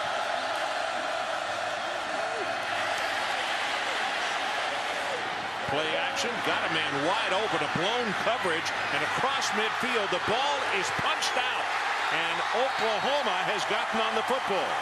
I think this is going to be reviewed. From my angle, it looked like Goodman touched the ball while he was out of bounds and the ball was out of bounds. A late flag comes in, and what we need to look at is the sequence, as Ryan Reynolds is the man who punched it out. But who was out of bounds when the ball was punched? It looked to me, this ball looked like it was out of bounds. After the play was over, personal foul, number 85 on the offense, 15-yard penalty. It will be first down. Okay, here we go again. Now, he comes right here. Reynolds will punch the ball out. That ball is very much in play. And Oklahoma gets on the football right there. That should be Oklahoma football. It looked to me like Goodman touched the ball. He was in bounds, though. It looked like the right side of him. Watch his right leg. No, see, when he punches, he has not stepped close to being out of bounds. That ball is in play. Right there. No, it doesn't matter if he does not have possession. Gotcha. The ball is recovered by Oklahoma. That's Oklahoma football. Nick Harris. Then the penalty came, and we'll see if they explain a little bit more, but him trying to recover it out of bounds has nothing to do with anything. The ball is still in play and is recovered by an Oklahoma player there. You agree, don't you? Well, they're getting a review. I mean, the thing that I would think is the offensive player was out of bounds when he touched the ball in the field of play. Doesn't matter. If he's out of bounds, he does not have the right to recover it. I mean, he does, but it. Yeah, he's in contact there with the ball. I wouldn't be surprised if they went ahead and overturned this, but then they get the penalty on top of it. You know, even if the big play, again, Cincinnati gets a big play and hurts themselves with a penalty.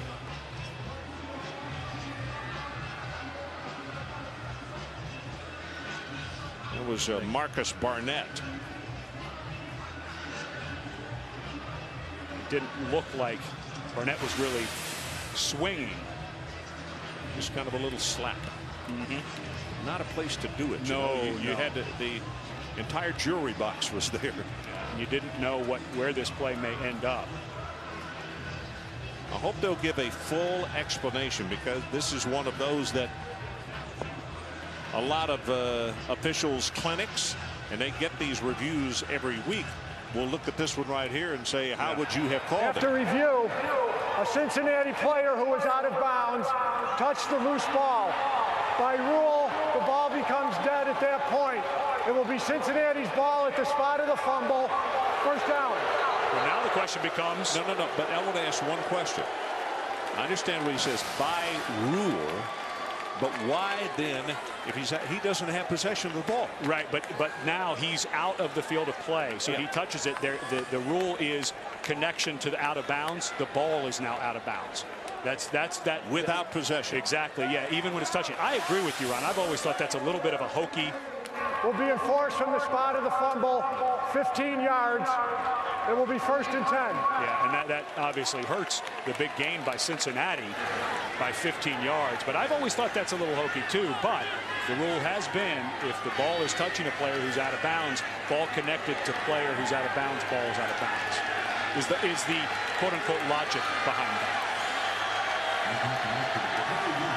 All righty, it is 1st and 10, and Cincinnati has the ball at their own 48. They got 53 seconds with which to work. Middle screen, and a hit at the 45-yard line as Gilliard makes the reception. And the Bearcats very quickly back to the line of scrimmage. Travis Lewis now in double figures with the first half tackles.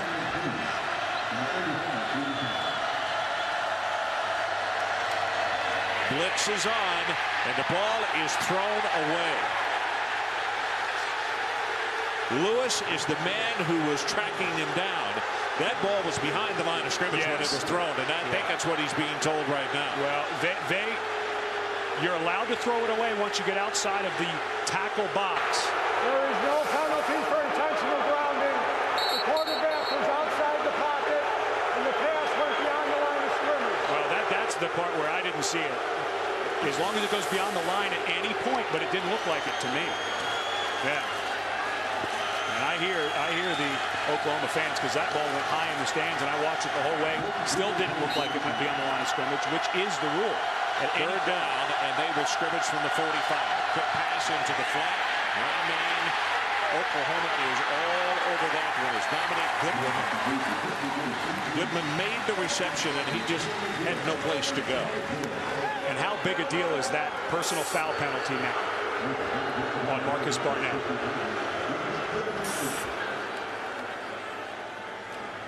So we'll take a timeout. 17 seconds left until halftime. It's still Oklahoma 21-13.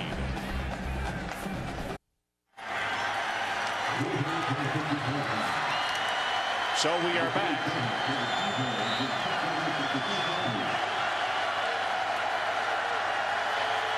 Cincinnati is going to kick it away. Huber with the kick, trying to get this one so that it cannot be returned. And it's a dandy. Going to be touchdown inside the 2-yard line. D'Angelo Smith down there to make the touch dead. 6 seconds showing on the clock. And Bob Stoops has to be breathing a huge sigh of relief. I mean, this game, talk about the tale of 2 quarters. And, Bradford, who started out sensational, fell off a little bit there. He's not going to get a stat here. Maybe well, he'll get a rush because he'll either take a knee or he'll probably want to go forward because they're on the 1-yard line and not get the safety. But Grutza with that interception in the end zone was huge. Just a ball he should not have thrown. And he'll go through the season. They'll work that stuff out, but don't want to do it on the road against the number 14 in the country.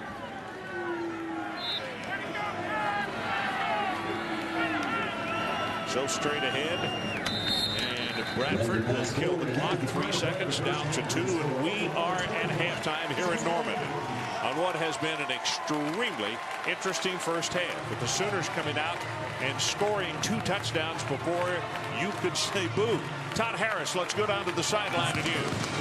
Coach, your 2 opening possessions were fantastic. You moved down with precision. How do you get your offense back into that kind of synchronicity? Well, you know, we got a little greedy. The next couple series we came out, tried to hit some big plays, almost had them and didn't execute. So we just got to get back to having some good balance, run and throw. Thank you, Coach. So stay tuned for the Cooper Tires halftime report after these messages. Sooners 21-13.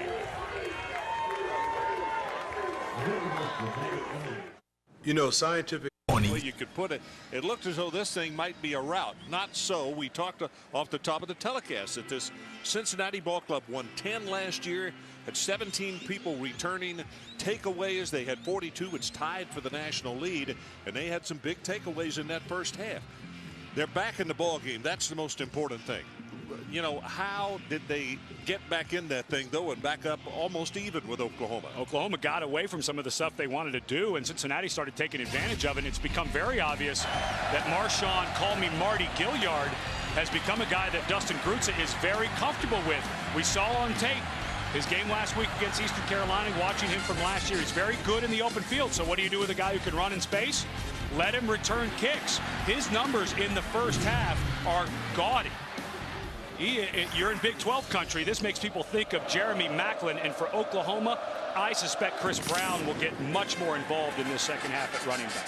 This kick right here is going to go 9 yards deep into the end zone, and they will not return it. Todd Harris, third member of our broadcast team.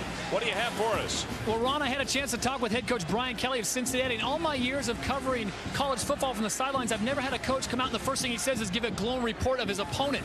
Down by 8 points, the first thing Brian Kelly wanted to talk about was how impressed he was with the Oklahoma speed. He said, if we need to take care of down and distance, not play sloppy, he said, we're going to be in great shape. He said, you know, we're only 1 touchdown away from tying this thing up. He said, we got another half of football. Let's just go out there and get it.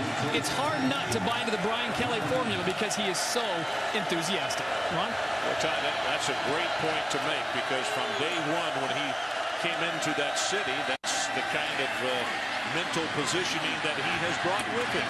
And on the first down, they're going to go with a running play of all things. OU's been deadly against the run, and they pick up 15 yards. You know, Ramsey. I wonder if Brian Kelly didn't get a psychology degree at Assumption College, because that's a little reverse psychology he's pulling. And, you know, it's one of those deals where if you believe it, then everybody else is going to believe it. If you respect your opponent and your players and say, hey, you're only down 8, look how great they are, then they say, well, we can play with them. Let's just go play. I love it.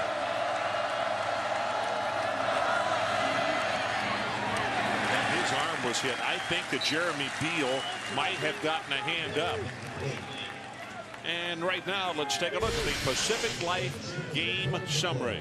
You know, it's amazing as we look at these stats. Here's some stats that will blow you away. Of course, 275 total yards, 148 of those for Oklahoma on their first 2 drives. Their last 6 drives after that, only 138 yards, 1 touchdown, and those 2 turnovers. And that was an amazing stat you gave. Bradford a career high with 2 interceptions. That's amazing. By the way, that was McCoy who tipped his arm on the pass. And that's going to be Jeremy Beal who will make the tackle on this running play after a gain of about 3 yards.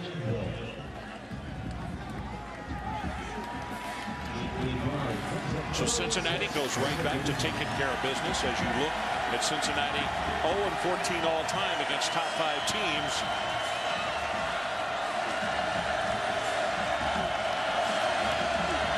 Beal, who got that tackle just a moment ago with 6 stops, has thrown back into the boundary, and he would have been much better off to have knocked that ball down or not have caught it, because that's going to be Goodman for a loss.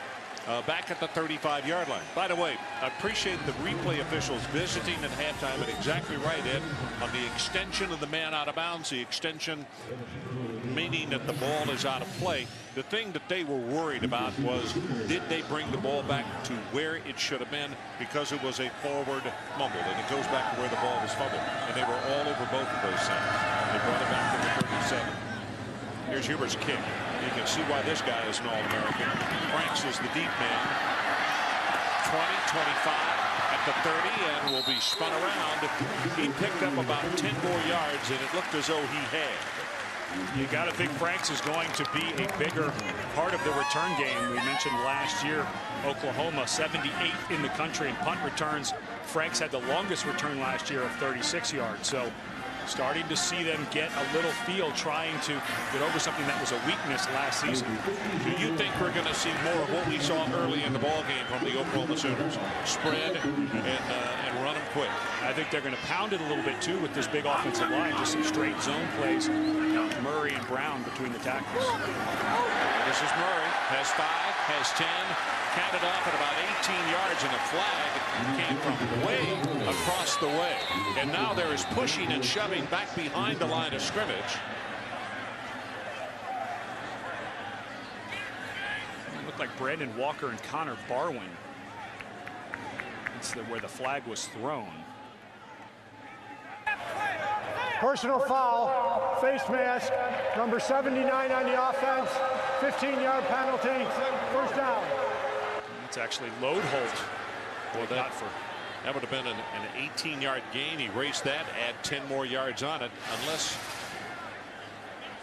Now let's see. There's the left tackle if we freeze it. Well, boy. I didn't see Lodeholt do anything. Wait, if it's a spot of the foul, then that happened well downfield. There's the penalty. Oh, you know what? I think that play probably didn't happen. The line of scrimmage probably happened downfield after the play. It has to happen because it's only a 1-yard penalty. Murray reverses his field and spins off a tackle out across the 40. And by golly, will pick up the first down. We've had all kind of strange things happen in this ball game today. Corey Smith is the man who made the tackle. Well, it was interesting hearing Coach Stoops talk to Todd Harris on the way out. You could tell that the guy from Youngstown, Ohio, who played at Iowa, wanted his team to run the ball a little bit more in the second half, and that's what we're getting. Ball start, number 72 on the offense, 5-yard penalty, first down. So that left side of the offensive line with the back-to-back penalties here costing them 15 yards. This is a very veteran group. You don't expect this to happen. Combined first and second string coming into today's game, 137 starts across this line. But we heard from Coach Wilson, the offensive coordinator, looking for more high-level consistency throughout the season. This is Brown, and he is going to be collared after a gain of about 1 on the play. I'll tell you, there are things beginning to go on after the play on every snap now, and the officials are hustling very quickly to make sure that they keep this thing under control. Feelings are a little high right now. There's a pass caught, 48-yard line by Emmanuel Johnson, senior out of Gilmer, Texas. And this is a little nitpicky, but Bradford is not exactly on spot. How accurate he was in that first quarter. That one he threw to the outside, and Johnson had no choice but to go down. If he keeps that back to the inside and up, Johnson can probably turn and pick up the first down. Murray back in the game at tailback, but they split him out. And the pass over the middle is caught by the tight end Gresham. And that'll be enough for the first down at the 46-yard line. And you're starting to see, with Gresham in his body, course, he's not lined up as a tight end because he's walked out to an inside receiver position. And Bradford in there, and it's just that huge body that he can put between himself and Manilak to make that catch. Murray, nothing to the left, tries to bounce it to the right, lost the football at the 49-yard line. And the officials are saying it is Oklahoma football. Manilak is the man who made the hit and probably caused that ball to come loose. And look who comes in at running back for Oklahoma. Brown, the guy who doesn't put the ball on the ground. Murray goes to make the move, and it was a nice tackle by Manilak, but not enough to cause a fumble.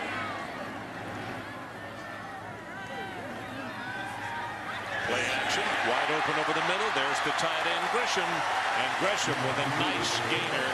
They're going to say all the way down to the 24.5-yard line. This is what's called the tight end running down the seam. You put two receivers on there, so the outside linebacker Corey Smith has to widen out, and that opens up that seam. When you hear about a tight end seam, that's Gresham working with that receiver. Outside linebacker runs away. He just runs right where he was.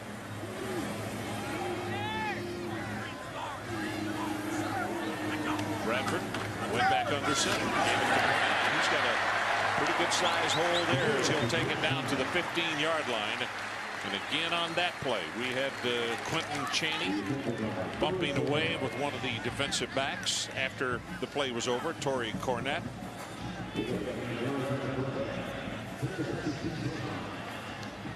Second down, 8.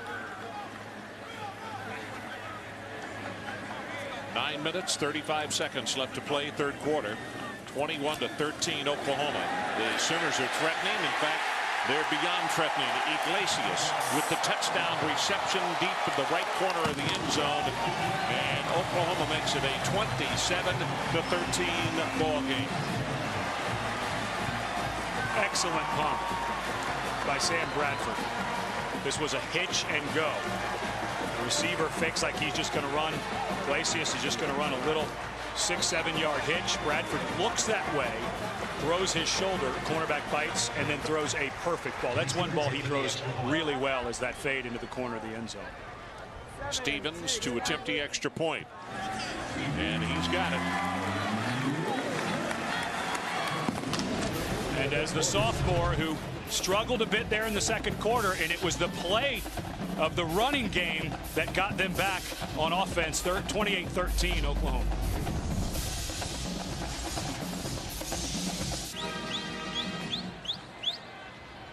Welcome back to Norman. 28-13. 9:29 left to play in the third quarter. Now the question is, can Cincinnati answer this? They had answers in that second quarter. I feel like Oklahoma's going to go back to what was working in the first quarter, mixing in the run, making those safeties come down a little bit, and then being able to let Bradford's arm on those deep throws loft it up under some very good receivers, over some good receivers. Better not kick it to Gilliard again. He had the 1 of 62 on 3 kickoff returns. He has averaged 44.3. And here he comes again. He's loose at the 40, at the 30. Finally some help, but it's too late, and he dives for the end zone and his touchdown, 97 yards.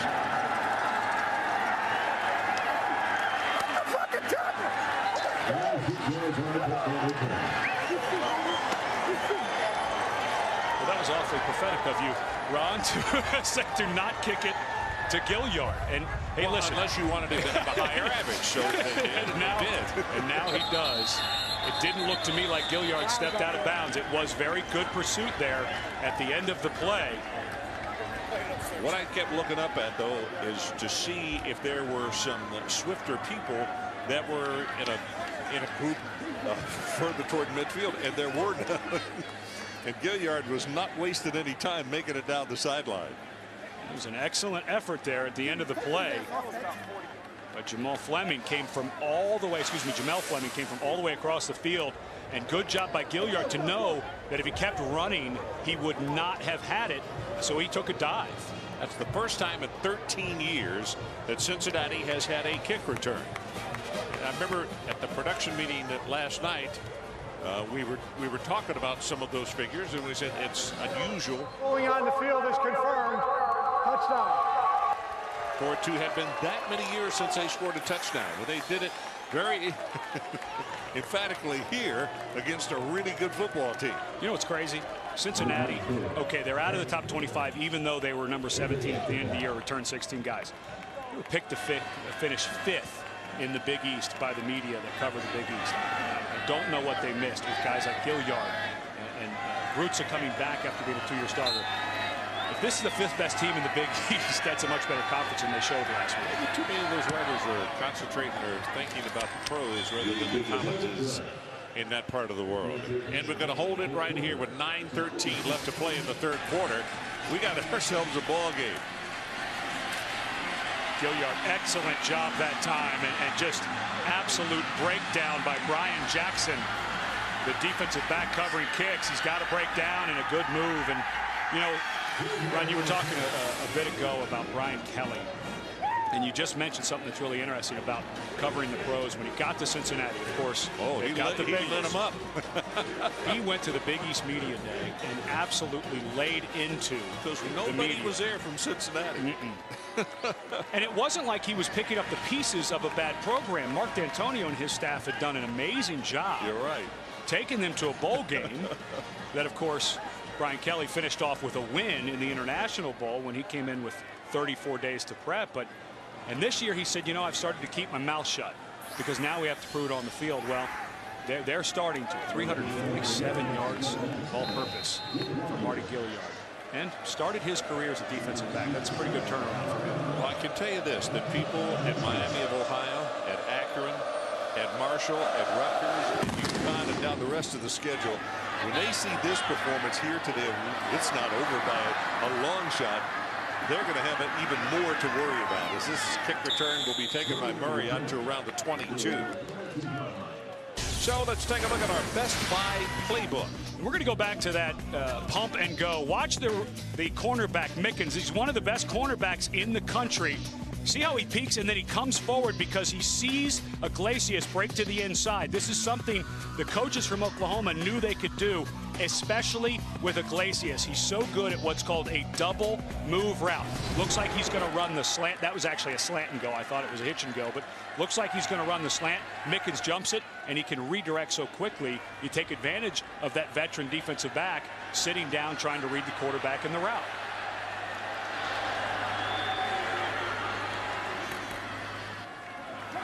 Running play, good move at the line of scrimmage to pick up some extra. And we have a flag thrown back behind the line of scrimmage. That's going to be a hold.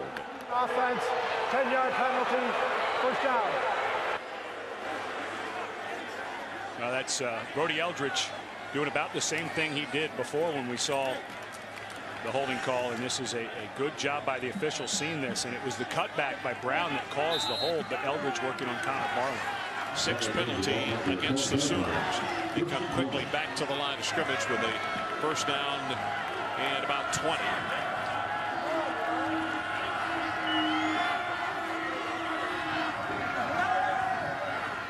Bradford. Short throw complete, and Manuel Johnson pushed out of bounds immediately. Well, ABC Tuesday.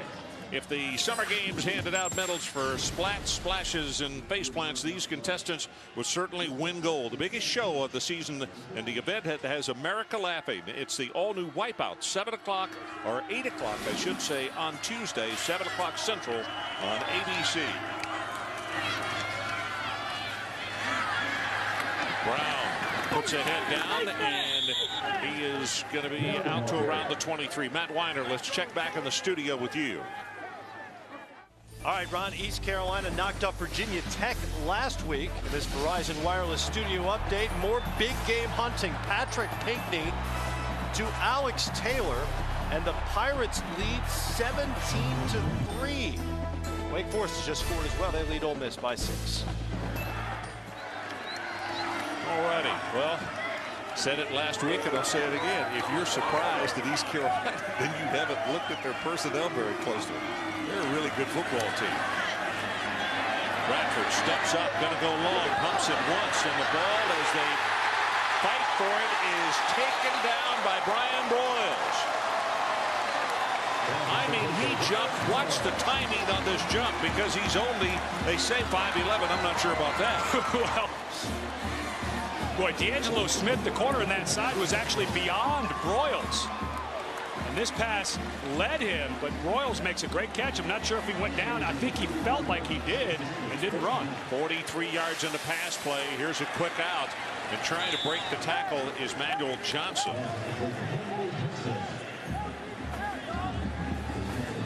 Interesting, Wake Forest at home having to come from behind to go in front of Ole Miss. Bruce Nutton doing a nice job over there. Jevin Sneed with an excellent first half, 13 of 16. Got a man wide open, and boy, did he overthrow him. If he had not had to turn around, he would not have been hit by the corner that way. That was Brian Broyles, because he threw it behind him instead of in front of him. Yep. Young receiver, still trying to get the timing down with his quarterback. So it's hard to tell who may have been off on that, but it didn't look like Bradford was comfortable when he was running to his right there. It didn't look like he felt like he had his shoulders turned and let that ball go, and it came out funny. Third down, they need about 7 yards for the first. They need to take it to the 24.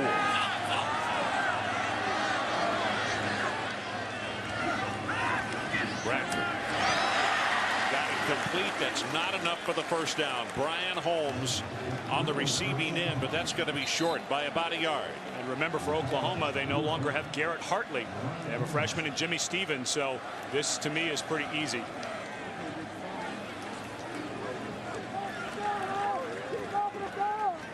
Chris Brown prepares to check into the ball game, which would make us assume that they're going to go for it.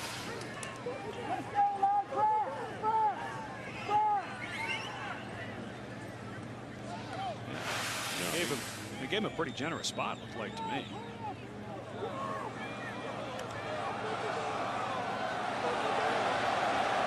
I don't think you need to coax Bob Stoops into going for it here. I don't either. I'm with you. I'm surprised. I thought that was about a yard off. Anyway, it's fourth down. Oklahoma will lead the offensive unit on the field. They lead it 28-20. Chris Brown is the tailback, and watch where number 34 Matt Clapp goes, the fullback. He probably will be able to follow the football right behind him.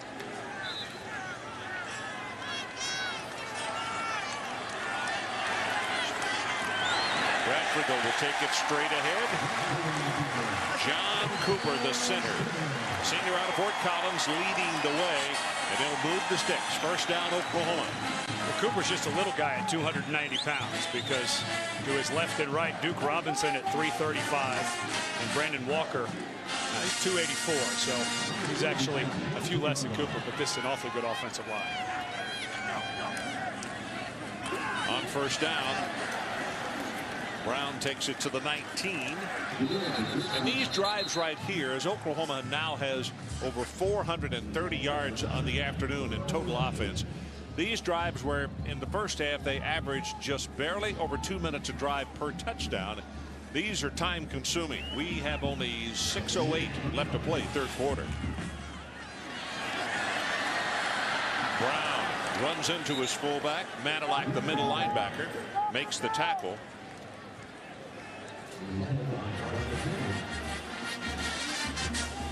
Well, Bob Stoops, born and raised in Youngstown, Ohio. His dad was a defensive coordinator, used to help break down film with him. Played at Iowa, coached at Iowa. He told Kevin Wilson what he wanted to see, and he's seen it. 10th play of the drive right here, as we see three wide receivers out to the right.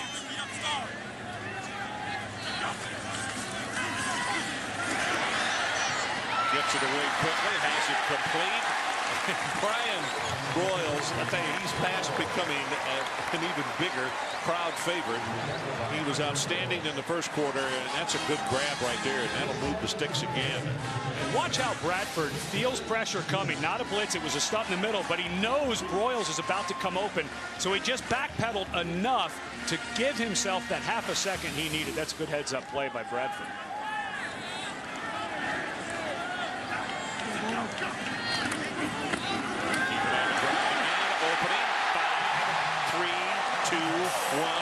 touchdown, DeMarco Murray.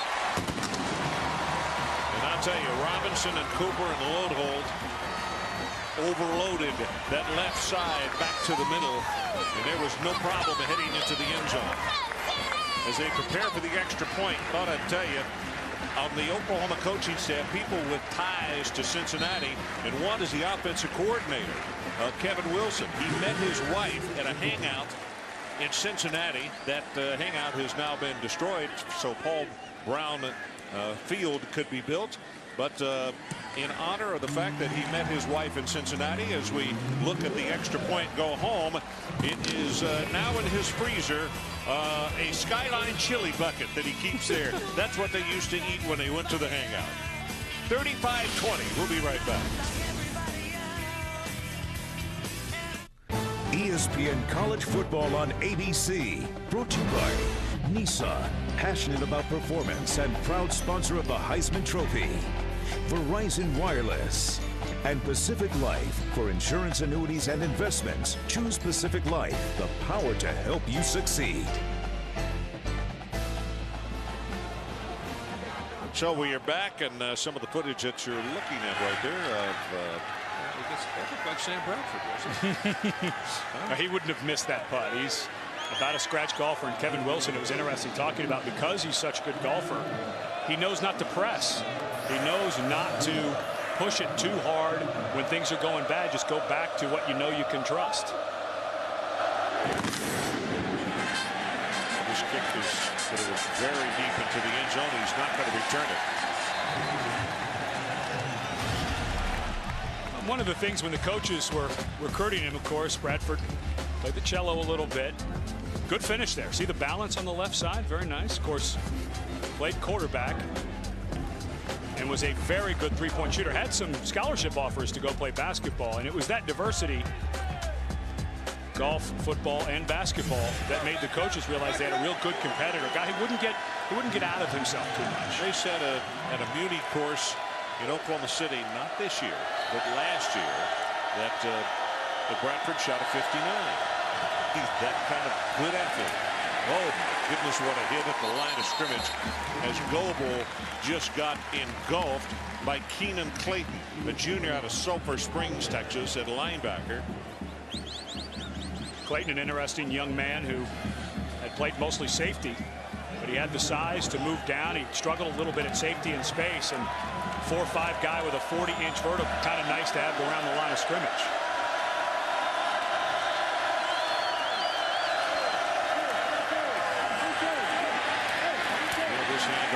Go for maybe a couple. That's it. It's going to be a third down and long situation for Cincinnati. So the Bearcats playing it kind of conservative right here early with just a few minutes left in the third quarter, but early in their end of the field, I guess, is what I was trying to think of. I'm kind of surprised actually at how conservative those first two calls were. Not a great running team yet. They don't have quite the backs to fit this system, but they've been answering it, and this one a little too conservative for Miller. Need to take it out to the 30-yard line to keep the drive going. Reynolds coming on the blitz. Lobson has a man and could not stretch out far enough. Gilliard finally proved that he's halfway human anyway. I'll tell you, I know he's not human the way he's played today. What a football player. Well, wow. it was nice coverage at the beginning of the route by Dominique Franks. And he had run out of his shoe.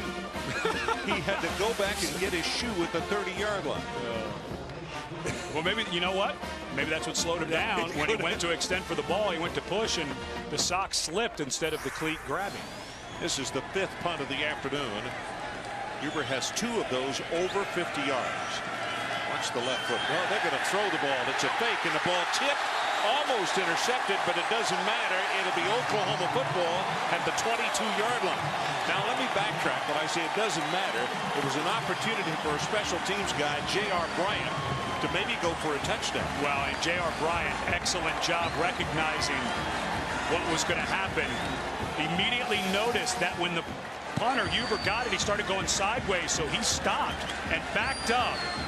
The receiver was open and would have run for the first down, but great recognition by Bryant. And And after a couple of conservative play calls, a very aggressive and what could end up being very painful call on special teams for Cincinnati. So we welcome those viewers from the Penn State and Oregon State game. Ron Franklin, Ed Cunningham, along with Todd Harris. Oklahoma 35-20, and they got a man open right over the middle, and the big tight end Gresham is going to bowl him into the end zone, and it is a 41-20 ball game. And now a flag is down, and as I said, it's gotten a little unruly here in the second half. And they get another one. Gresham celebrating too much. Now, if Gresham got the first penalty, a personal foul, that would be an unsportsmanlike.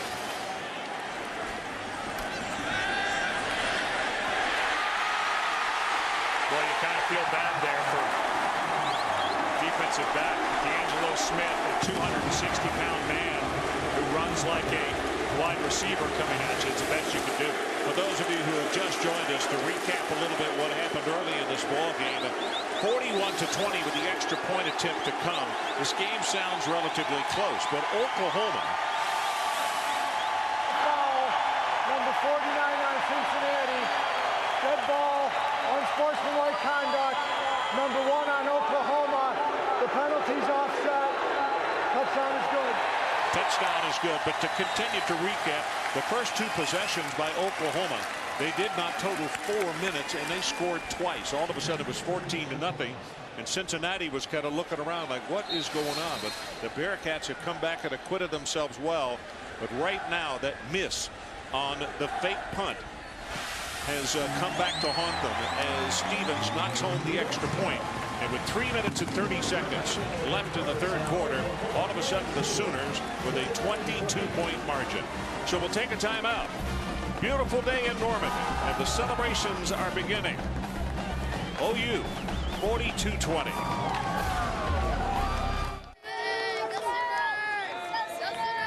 So we are back. It is 42-20, Oklahoma on top. And as the Sooners prepare to kick off, that means that it's Gilliard time again. We'll see if they kick it to the little guy. He has been magnificent. Took one to the house a minute ago.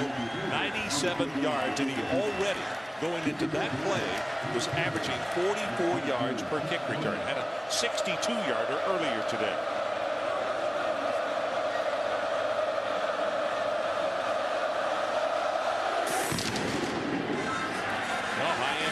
Is going to come down. Gilliard 2 yards deep.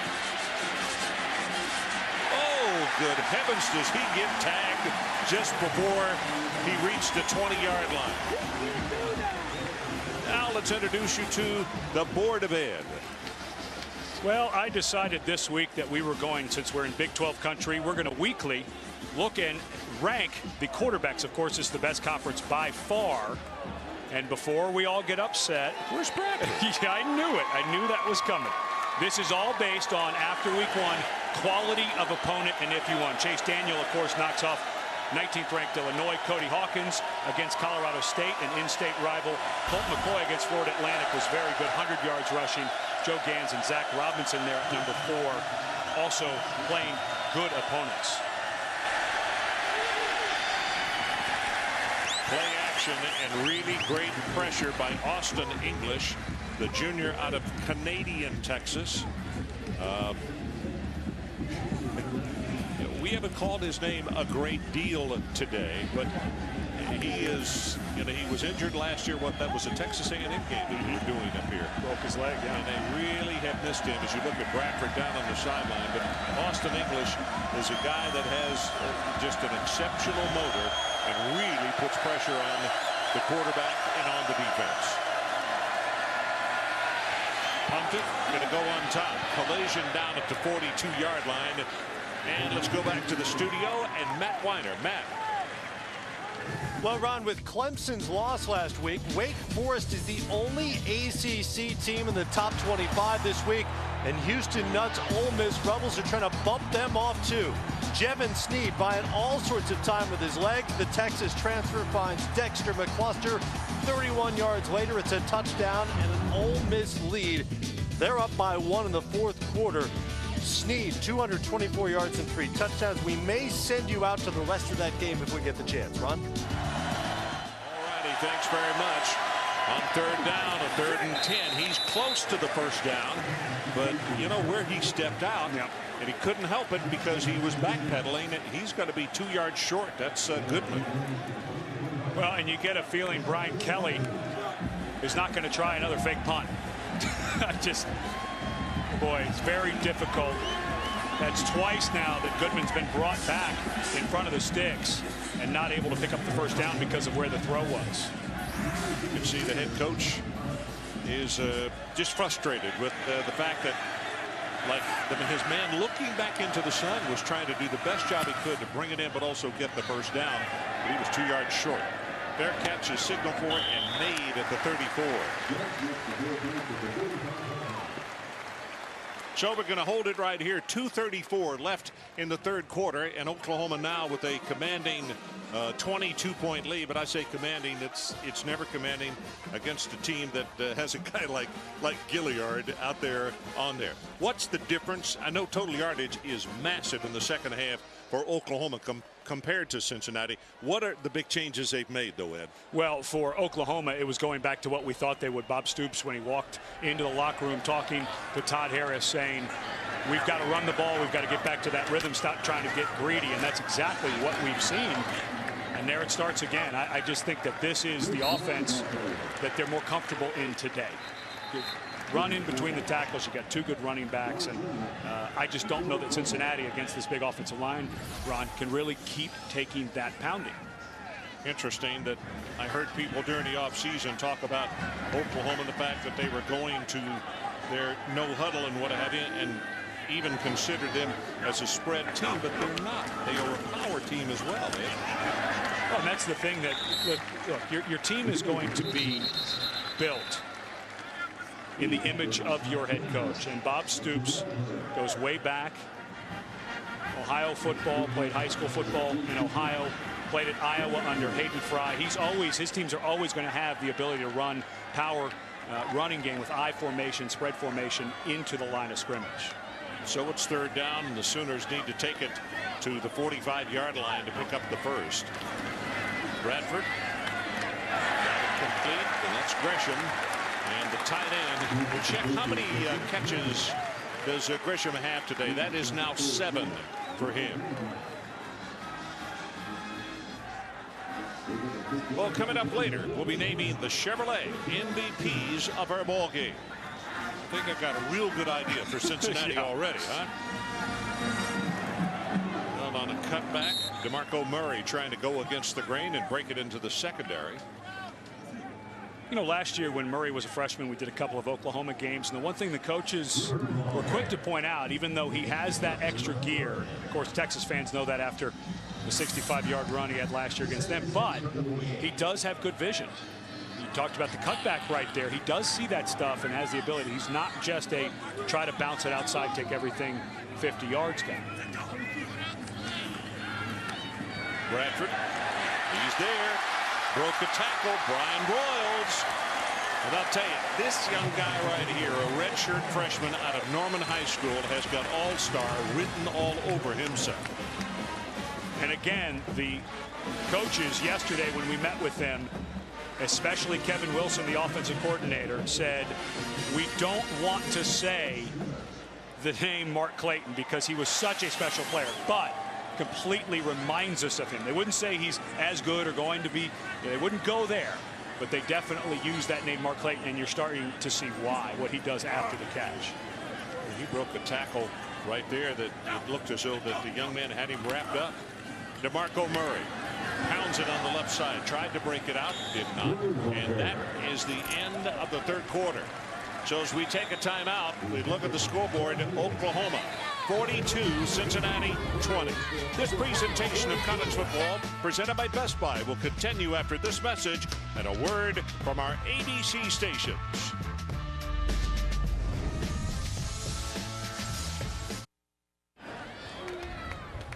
So we're back for the final 15 minutes of action. Few people headed for the exits here in Norman, not sticking around for the final 15, which is a little bit surprising.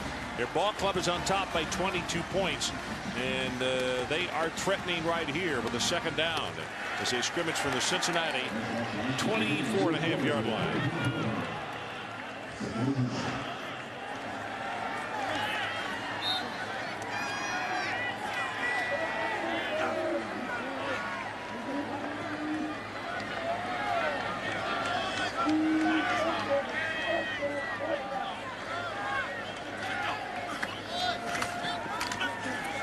Bradford, it's complete, and Manuel Johnson on the receiving end fights his way out of bounds at the 19. Torrey Cordette defensively for Cincinnati.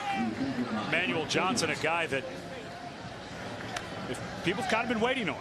He's kind of second fiddle to Malcolm Kelly out there at that spot last week. Had a career high 9 receptions, and coming back and showing why the coaches feel like they got a pretty good guy out there at that position now.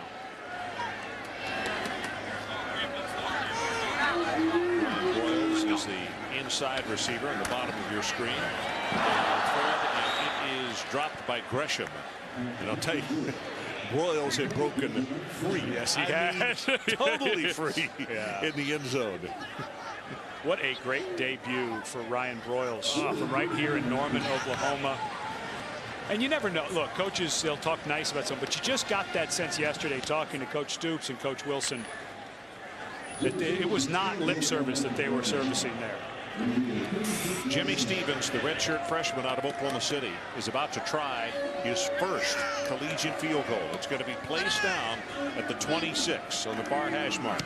So a 36-yard attempt, and he nailed it.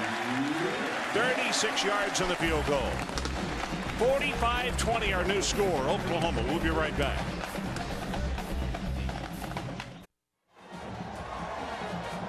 Young man getting to watch his favorite football team, and he has got to be very proud. Oklahoma, it's hard to believe, folks, they struggled a little offensively and defensively in the second quarter, and they're up by 25 points against a good football team. Now the students here and some of the fans, of course, Todd Harris proved before the game, didn't know much about this opponent, but this is a very quality opponent that we have seen Oklahoma make look a little easy here in the second half. Booch kick, look at this. No fair catch called for, made at the 35 and out to the 40-yard line. Time now to take a look at the Pacific Life summary. Well, it's like a law firm. Gresham, Gilliard, and touchdowns. Gilliard, of course, with the 97-yard touchdown return on the kickoff. School record, 365 yards. And Jermaine Gresham, who last year started to really expand what he could do, had some problems with his hands early in his career, but with his athletic ability now able to reel in most balls. He's not perfect yet, starting to become a real weapon for Sam Bradford and the Sooners. Roots it from a shotgun, good field position. And that one was dropped, and let me say on behalf of the receiver, that's getting to be a bad sun right there. It is getting down almost to eye level, and he took his eye off of it, obviously, but you see it's very tough. That's a bright sky. And it had been overcast, so Cincinnati on the sunny side of the stadium. And I don't think they're feeling more heat from Oklahoma than they are from that sun right now. Goebel in motion. Woodson gets by one, throws back, and has that one complete to Ali. And Kazim Ali will take it close to the first down, although he'll be tackled at the 46. Jeremy Beal with another tackle. Well, when we talked to Brian Kelly, the head coach of Cincinnati, he said, looking at film of Oklahoma, he said that is like a Big East all-star team. Every guy out there could play in the Big East at a very high level. So they knew they were going to have their hands full. And clawing and scratching, but maybe a little too much for them. Straight ahead with the handoff, little counter action. And Beal makes the tackle along with Reynolds. And they will pick up the first down. And, you know, this is a pretty important game, I think, for the Big East. We just got an update earlier that East Carolina is beating West Virginia on the road. Wake just went back in front of Ole Miss 27-21. East Carolina still leading against West Virginia. And it was a bad showing last week. The conference went 4 for 4. And Pitt lost to Bowling Green. Rutgers at home to Fresno State. Pitt, and finally going to be taken down just shy of the 50-yard line. Now here comes a flag in, and we got pushing and shoving. And now the official who threw one flag threw his hat, which means another flag. And Grutza is down underneath all of that. It looked to me like some of the Cincinnati offensive linemen were coming to his defense, and he doesn't look good, like he may have gotten tangled up in the bottom of that pile. And in fact, you can see Brian Kelly slowly walking out, trying to say something to the official. I'd like to come out and see my player. And I'm sure that after the play was over, personal foul number 76 on the offense, personal foul number 8 on the defense. The penalties will offset. And take a look and see what happened to Grutza. A lot of bodies. Yeah, his right foot just got totally turned underneath when DeMarcus Granger came to finish that off. His right foot did not slip out. A lot of times that foot will slip. And yeah, is Lewis who had him first. Lewis has been incredible today. Yeah. Oh, that's a shame. Yeah, boy, oh boy, is that a bad sprain. Let's hope a sprain, because that foot really got caught. The right foot. Oh man.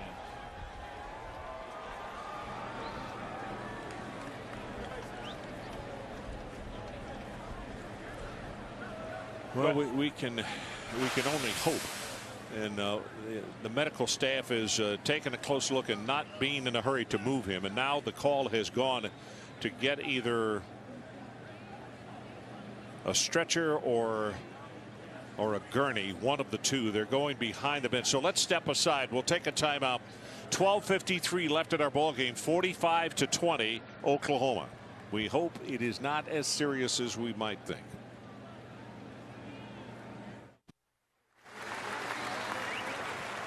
Welcome back to live action. This is Dustin Grutza being taken off the field on a gurney, and there is an X-ray unit that they've got some super equipment back over underneath that side of the stadium. Everything from head injuries to like ankles, knees, shoulders, where they're taking Grutza right now.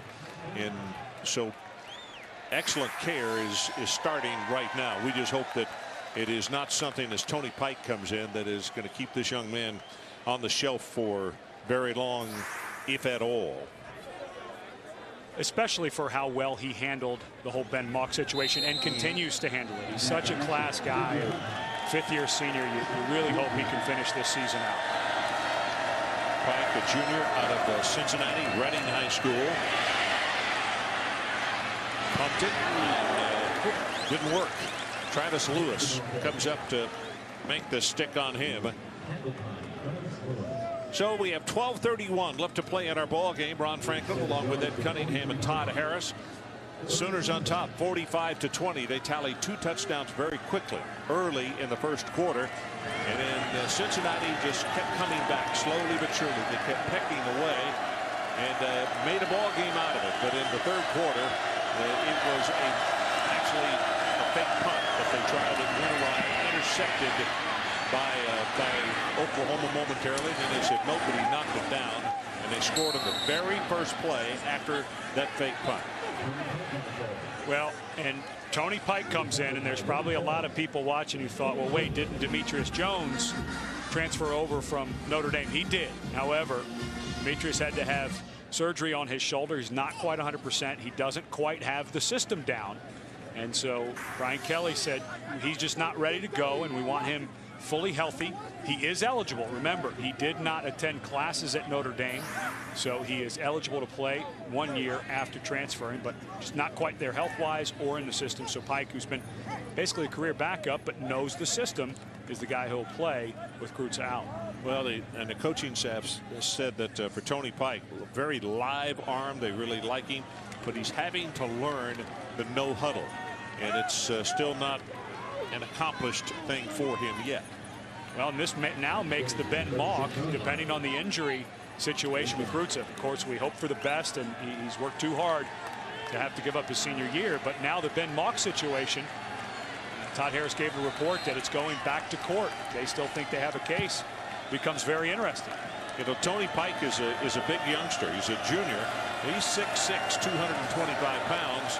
And I would imagine that's one of the reasons that the no huddle is, he probably is more of a pocket passer. You know, under center, drop back and throw kind of guy. Flag comes down as he throws incomplete.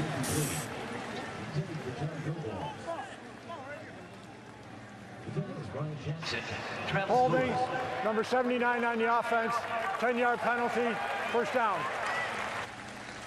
Well, Ed, I know one game we're going to be watching tonight, and that's down in the state of Florida on ESPN. Miami taking on the Florida Gators, who are ranked number 5. That one's going to kick off at 8 o'clock Eastern time, and all of that is presented by Hampton.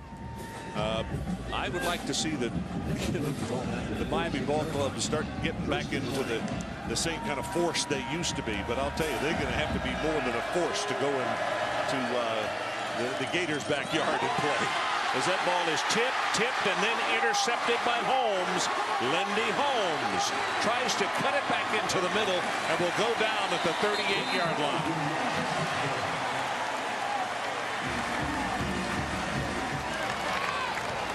From the age of 6 years old on, if you play football, there's always the tip drill, and this is to perfection.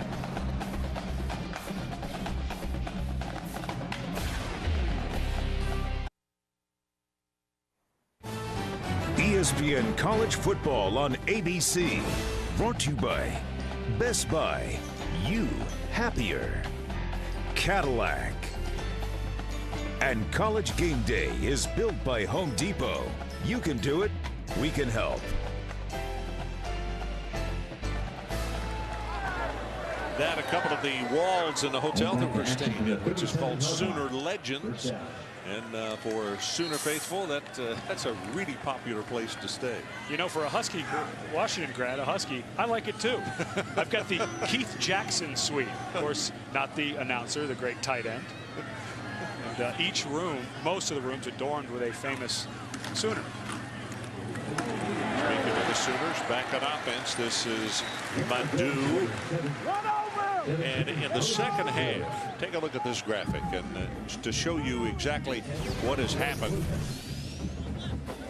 Yeah, that's pretty efficient. We saw that in the first quarter, and then they got away from what was working. The run game in between the tackles in the second quarter, and they went right back to it here in the second half. By the way, Bradford, a career high 365 yards in this game. That's what he has passing. Total yards for the Sooners, 528.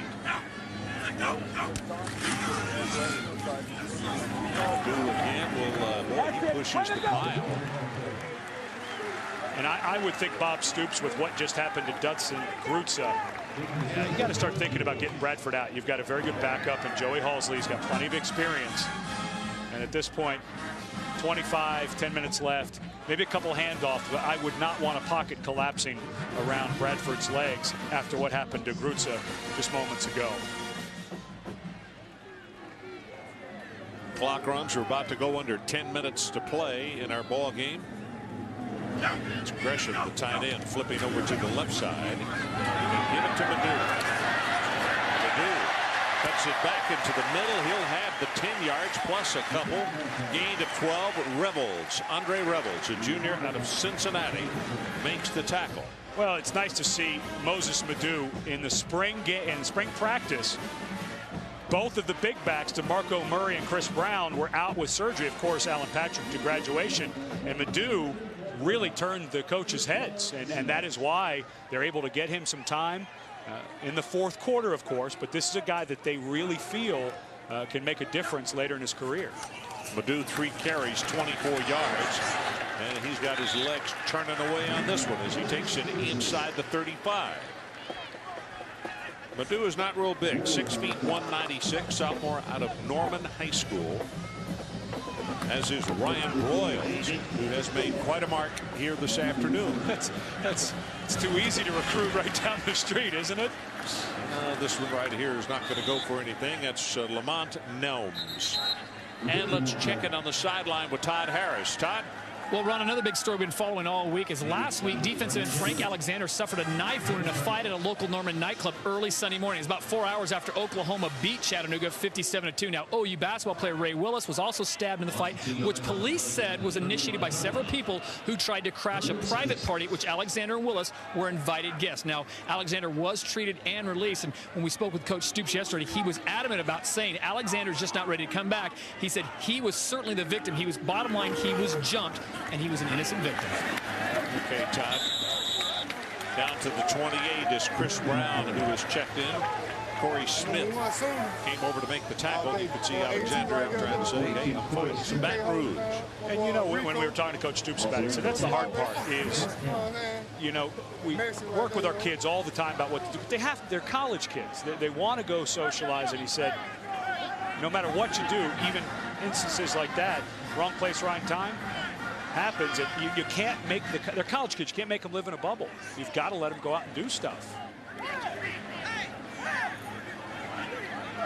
Chain Gang's going to come in and check this one out.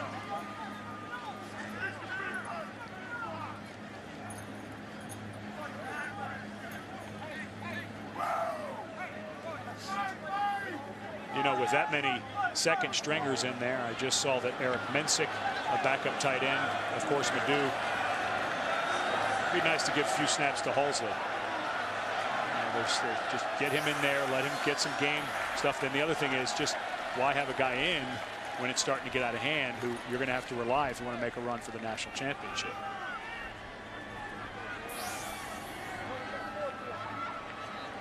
Well, Joey, a senior out of Huntington Beach, California, 6'4", 203. And it would appear, since he has his headgear on, that he is prepared.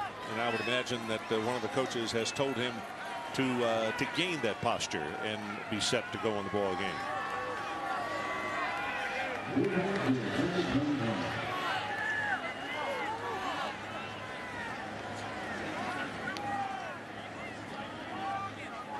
(45-20), Sooners on top. Clock runs now with 8:25 left in our ball game.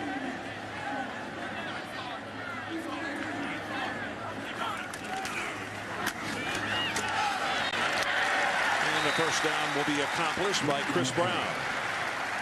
Terrell Byrd tripped him up.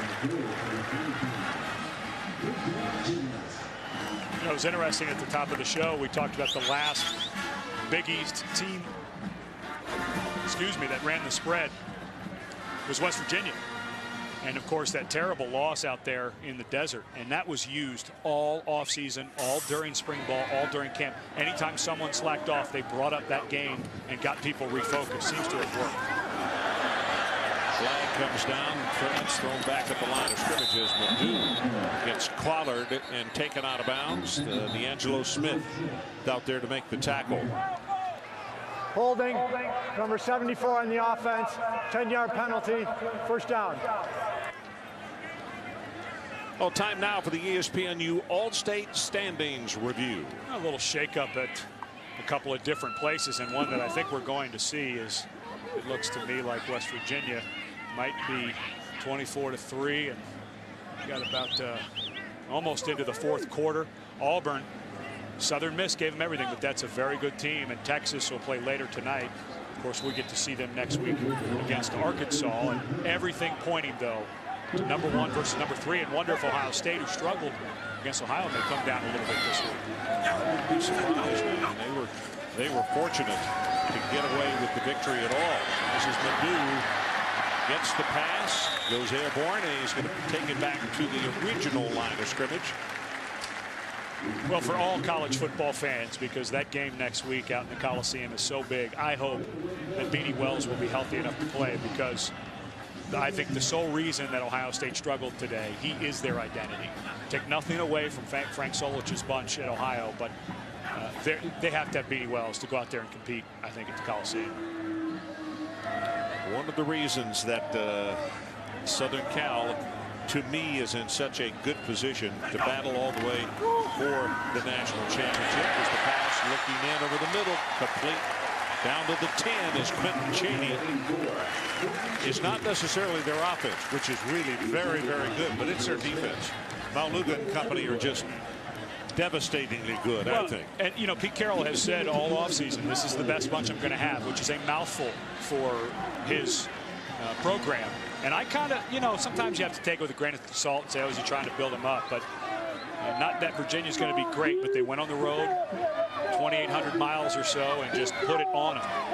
And Ohio State will struggle if Beanie Wells can't go. Now straight ahead. Pretty good hole. Takes it down to the 5, and it's Corey Smith who will make the tackle on Madu. Well, and here's a bunch of the guys that will be playing on Sundays. Taylor Mays at free safety. I'm still a little upset. He's a Seattle kid who went to USC instead of Washington, but we'll let that go. But Malaluga is one of those guys at 250 pounds and can, from that middle spot, can really run sideline to sideline. He's just a rare guy. He has such a nose for where the ball is and where the ball's going.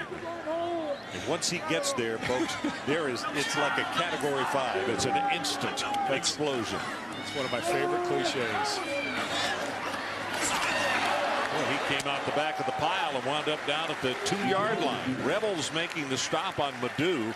And I think it's evident that the coaches would like to see, paying off hard work, they'd like to see Madu take this ball, wind up taking it into the end zone. And a guy who had to carry the load in spring ball with Murray and Brown out, showing why the coaches like him.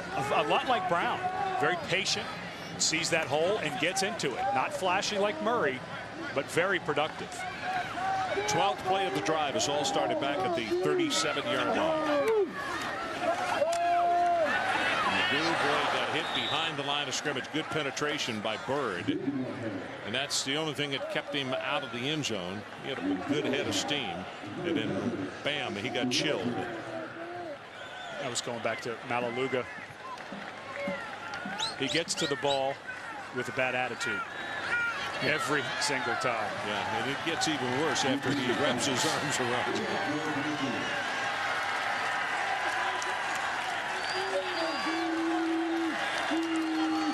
So it's 4th down and goal. It's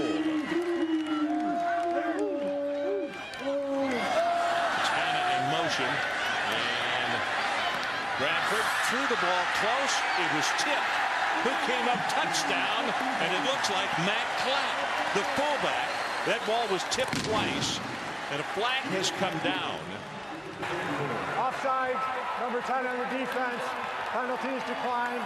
Touchdown. Okay, let's make sure it's Clapp that they give it to.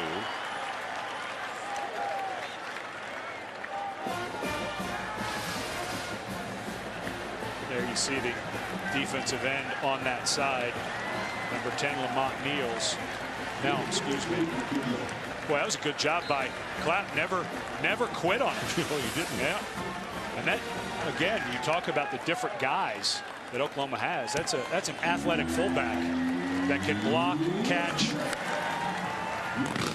5th touchdown pass of the afternoon after he set a new high for interceptions at 2. Smiles abound. 52-20 Sooners. I'm Matt Weiner with this nominee for the Pontiac game-changing performance. BYU and Washington closing seconds, down by 7. Jake Locker gets the Huskies within 1. They need an extra point to send the game to overtime, but it's blocked. BYU extends the nation's longest winning streak to 12. You can vote for this week's Pontiac game-changing performance beginning tomorrow morning at 9. Just go to ESPN.com and search Pontiac.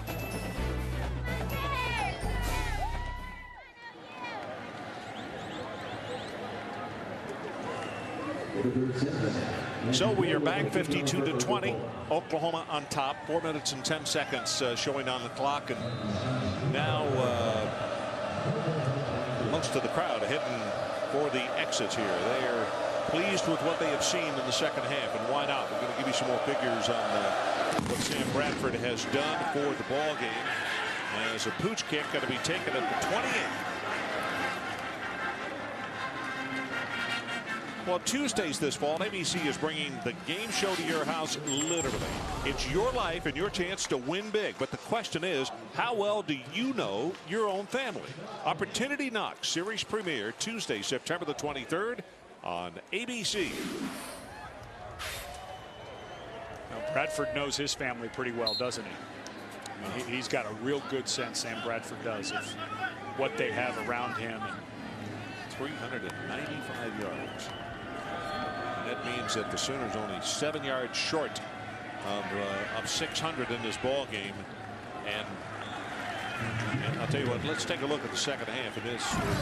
Tell a lot of the story. And I think the key as you watch these highlights, the bump and slant and go for the touchdown, is Cincinnati was number 13 in the country last year scoring defense. Statistically one of the best defenses in the Big East Conference, led the nation with 26 interceptions. This is a good group as Halsley starts to warm up. Bradford obviously done, and they returned 10 starters. It's not like they lost a bunch of guys to graduation, so it's a pretty good defense that Mr. Bradford picked apart today. Pike with the pass, too tall. Take one other thing into consideration. Now, 2 turnovers today. Cincinnati on the season last year tied for the national lead at 42. 42 turnovers. Don't have to tell you, that's 4 a ball game. What does that say about Sam Bradford, though, that 2 interceptions is a career high? Granted, he's only a sophomore, but check my math, 3 a game. Yeah. But still, that's a lot.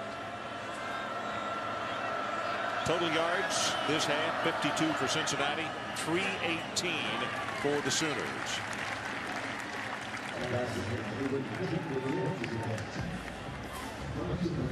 Well, and the one thing that when we were talking to Kevin Wilson, the offensive coordinator, about Sam Bradford, you know, people worried about the sophomore slump. You've seen it a lot. He said there's 3 things.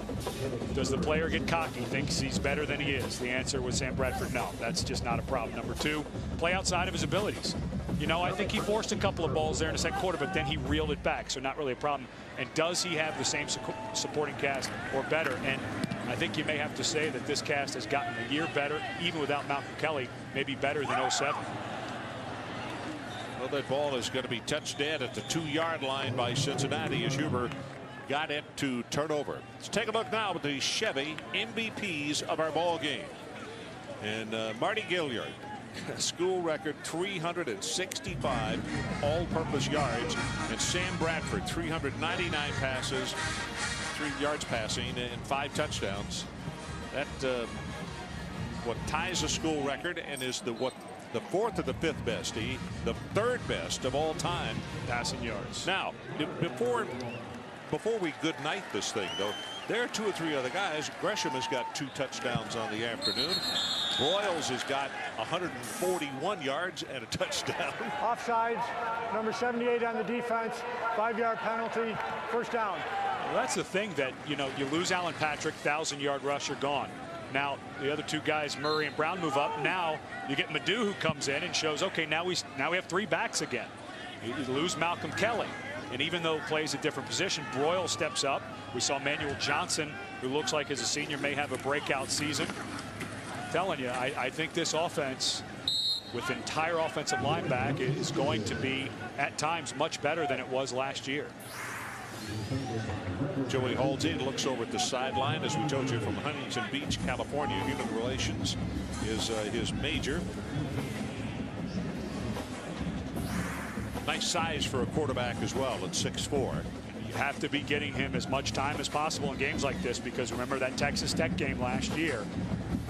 Sam Bradford went out with a concussion, trying to make a tackle on an interception he had thrown. And of course, Texas Tech very good, but just weren't able to outscore, lost by 7 to Texas Tech, and really showed the value of Sam Bradford when he was knocked out of that game. Now here's a look at it. And as she goes to the ground in the pile is when he got banged. Yeah, I think it was Duke Robinson's 335 pounds landing on the defender who'd intercepted the ball that landed on his head. And of course, don't forget DeMarco Murray. That was a game where he dislocated his kneecap.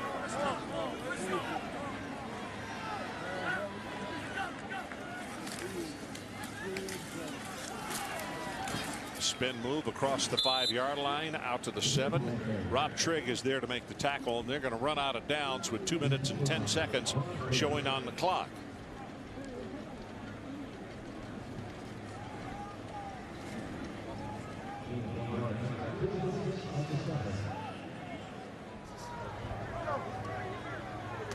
Yes, yes, yes, yes.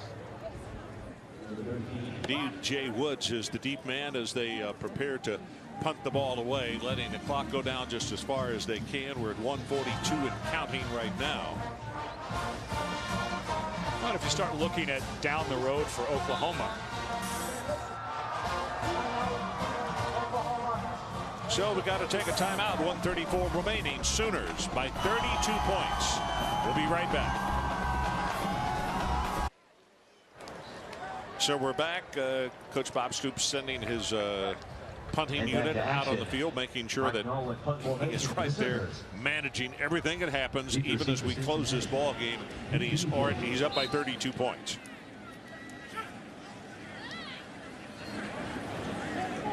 Coach at the practice field on Thursday and also yesterday visiting with us, always very open, but yet he was very guarded this week, and I think that probably the way the last 2 seasons have finished, particularly out in the desert at the Fiesta Bowl, he's just ready to see not just a change, but to see a big change in his football team. And let's go down to the sideline. Todd Harris. Well, Ron and Ed, I hate to be the bearer of bad news at the close of the game. I just spoke with a Cincinnati team doctor, and he confirmed to me that Dustin Grutza has sustained a fractured right ankle. To repeat, Dustin Grutza has sustained a positive fracture in his right ankle, which is unfortunate. Right-handed thrower, that'll be his plant foot. That puts all the more pressure now on what happens with the Ben Mock situation. Ron? Okay, great hustle there, Todd. Thanks very much. And so sorry to hear that news.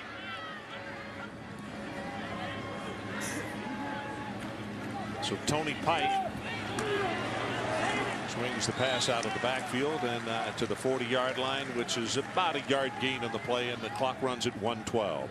Well, and to make sure everyone understands the Ben Mock situation, Todd Harris filed the report earlier, spoke to Ben's attorneys, and they're continuing to fight. He's been turned down several times. He had his last review last week. It was turned down, trying to prove that he had 2 years taken away from him for things outside of his control. And there is an injunction right now as a flag comes down. That ball looked uncatchable, didn't it?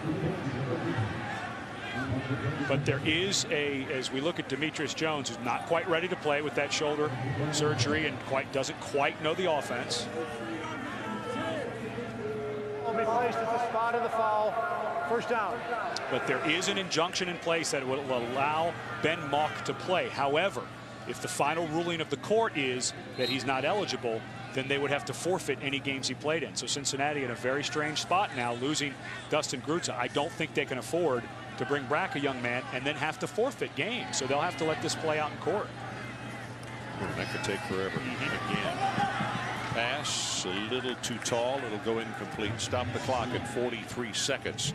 So coming up, no rest for, well, I take it back. There is a week's rest. They don't have to play again. Cincinnati, speaking up, as Miami of Ohio.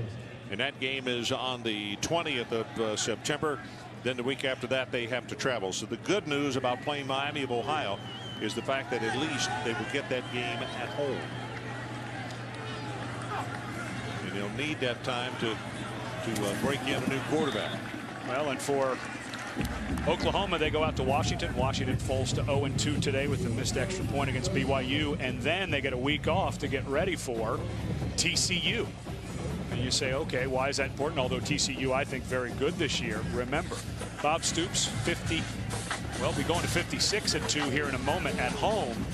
One of those losses is against TCU. In fact, the last one, as Ed said. Pike overthrows that one as well. And this really sent shockwaves through college football. This is in 2005, not 2007, where all the weird things were happening. But Gary Patterson's Horned Frogs came in, and everybody thought this was going to be a blowout. And they pulled off a shocker. Gary Patterson's ball club always very tough. They play really good defense, a little conservative on offense, which is they play in total harmony with what the defense does, and they win a lot of football games. That one against the grain does a nice job of throwing it complete to DJ Woods, and he's going to have the ball. Clock will stop for a moment. We're at 22 seconds, and we're getting close to the last play of this one.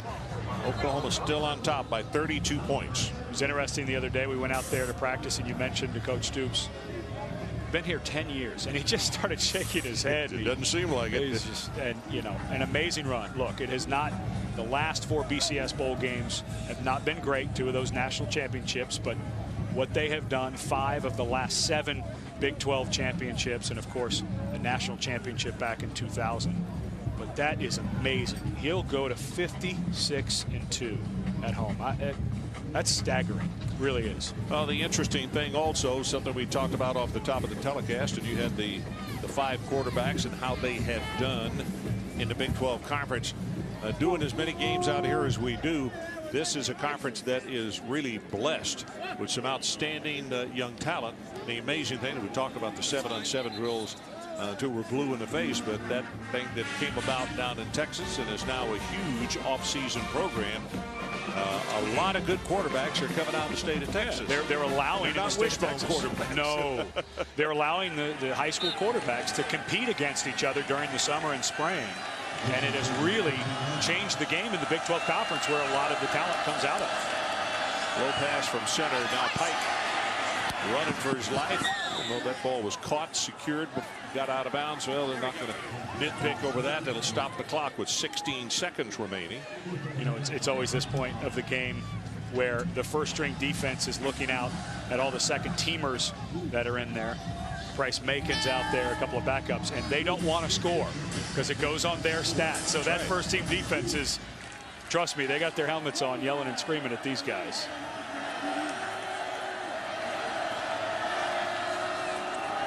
Second down, Pike.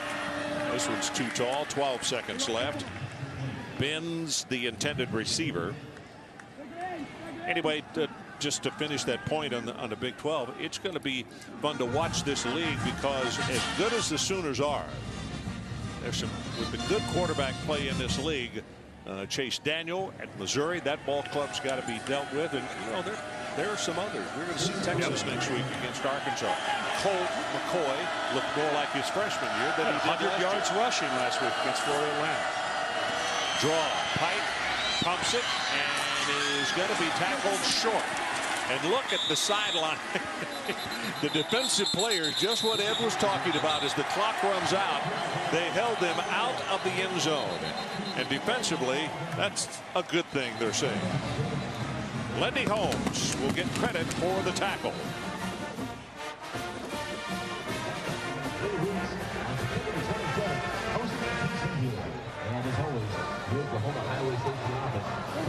Well, now the officials. Well, yeah, he picked up the first down, so the clock should have stopped to reset the. Well, it would have just been the down box that needed resetting, because you don't need the 10-yard chains. It's your first and goal situation. Please put 3 seconds on the game clock. Left punch in and say, please tell me you're serious. There's Pike, picks up the first down. Lindy Holmes is a first-teamer, still out there, makes the tackle. Okay, each side has 11. Just want to make sure everybody got that. Some of the kids headed on to the locker room. And the running play, they will score.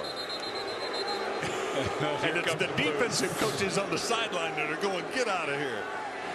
Scott Johnson will get credit for the touchdown. Coach Venables. his hands on his hips, and the head coach looks on saying, well, probably wondering if that was necessary. I think you go for one if you're Cincinnati. I don't think you go for two runs. Oh, they're going for two. I think this is for practice. I know everybody's booing, but look, Brian Kelly's not going to quit coaching. And that's what this is about. He's got a backup quarterback that we just got from Todd Harris. Is probably going to be the quarterback for the rest of the season. You never know when you may need a two-point conversion. Why not get some practice in a game situation? Quick pass on the middle screen, and immediately the Sooners are all over that one. Ben's made the catch.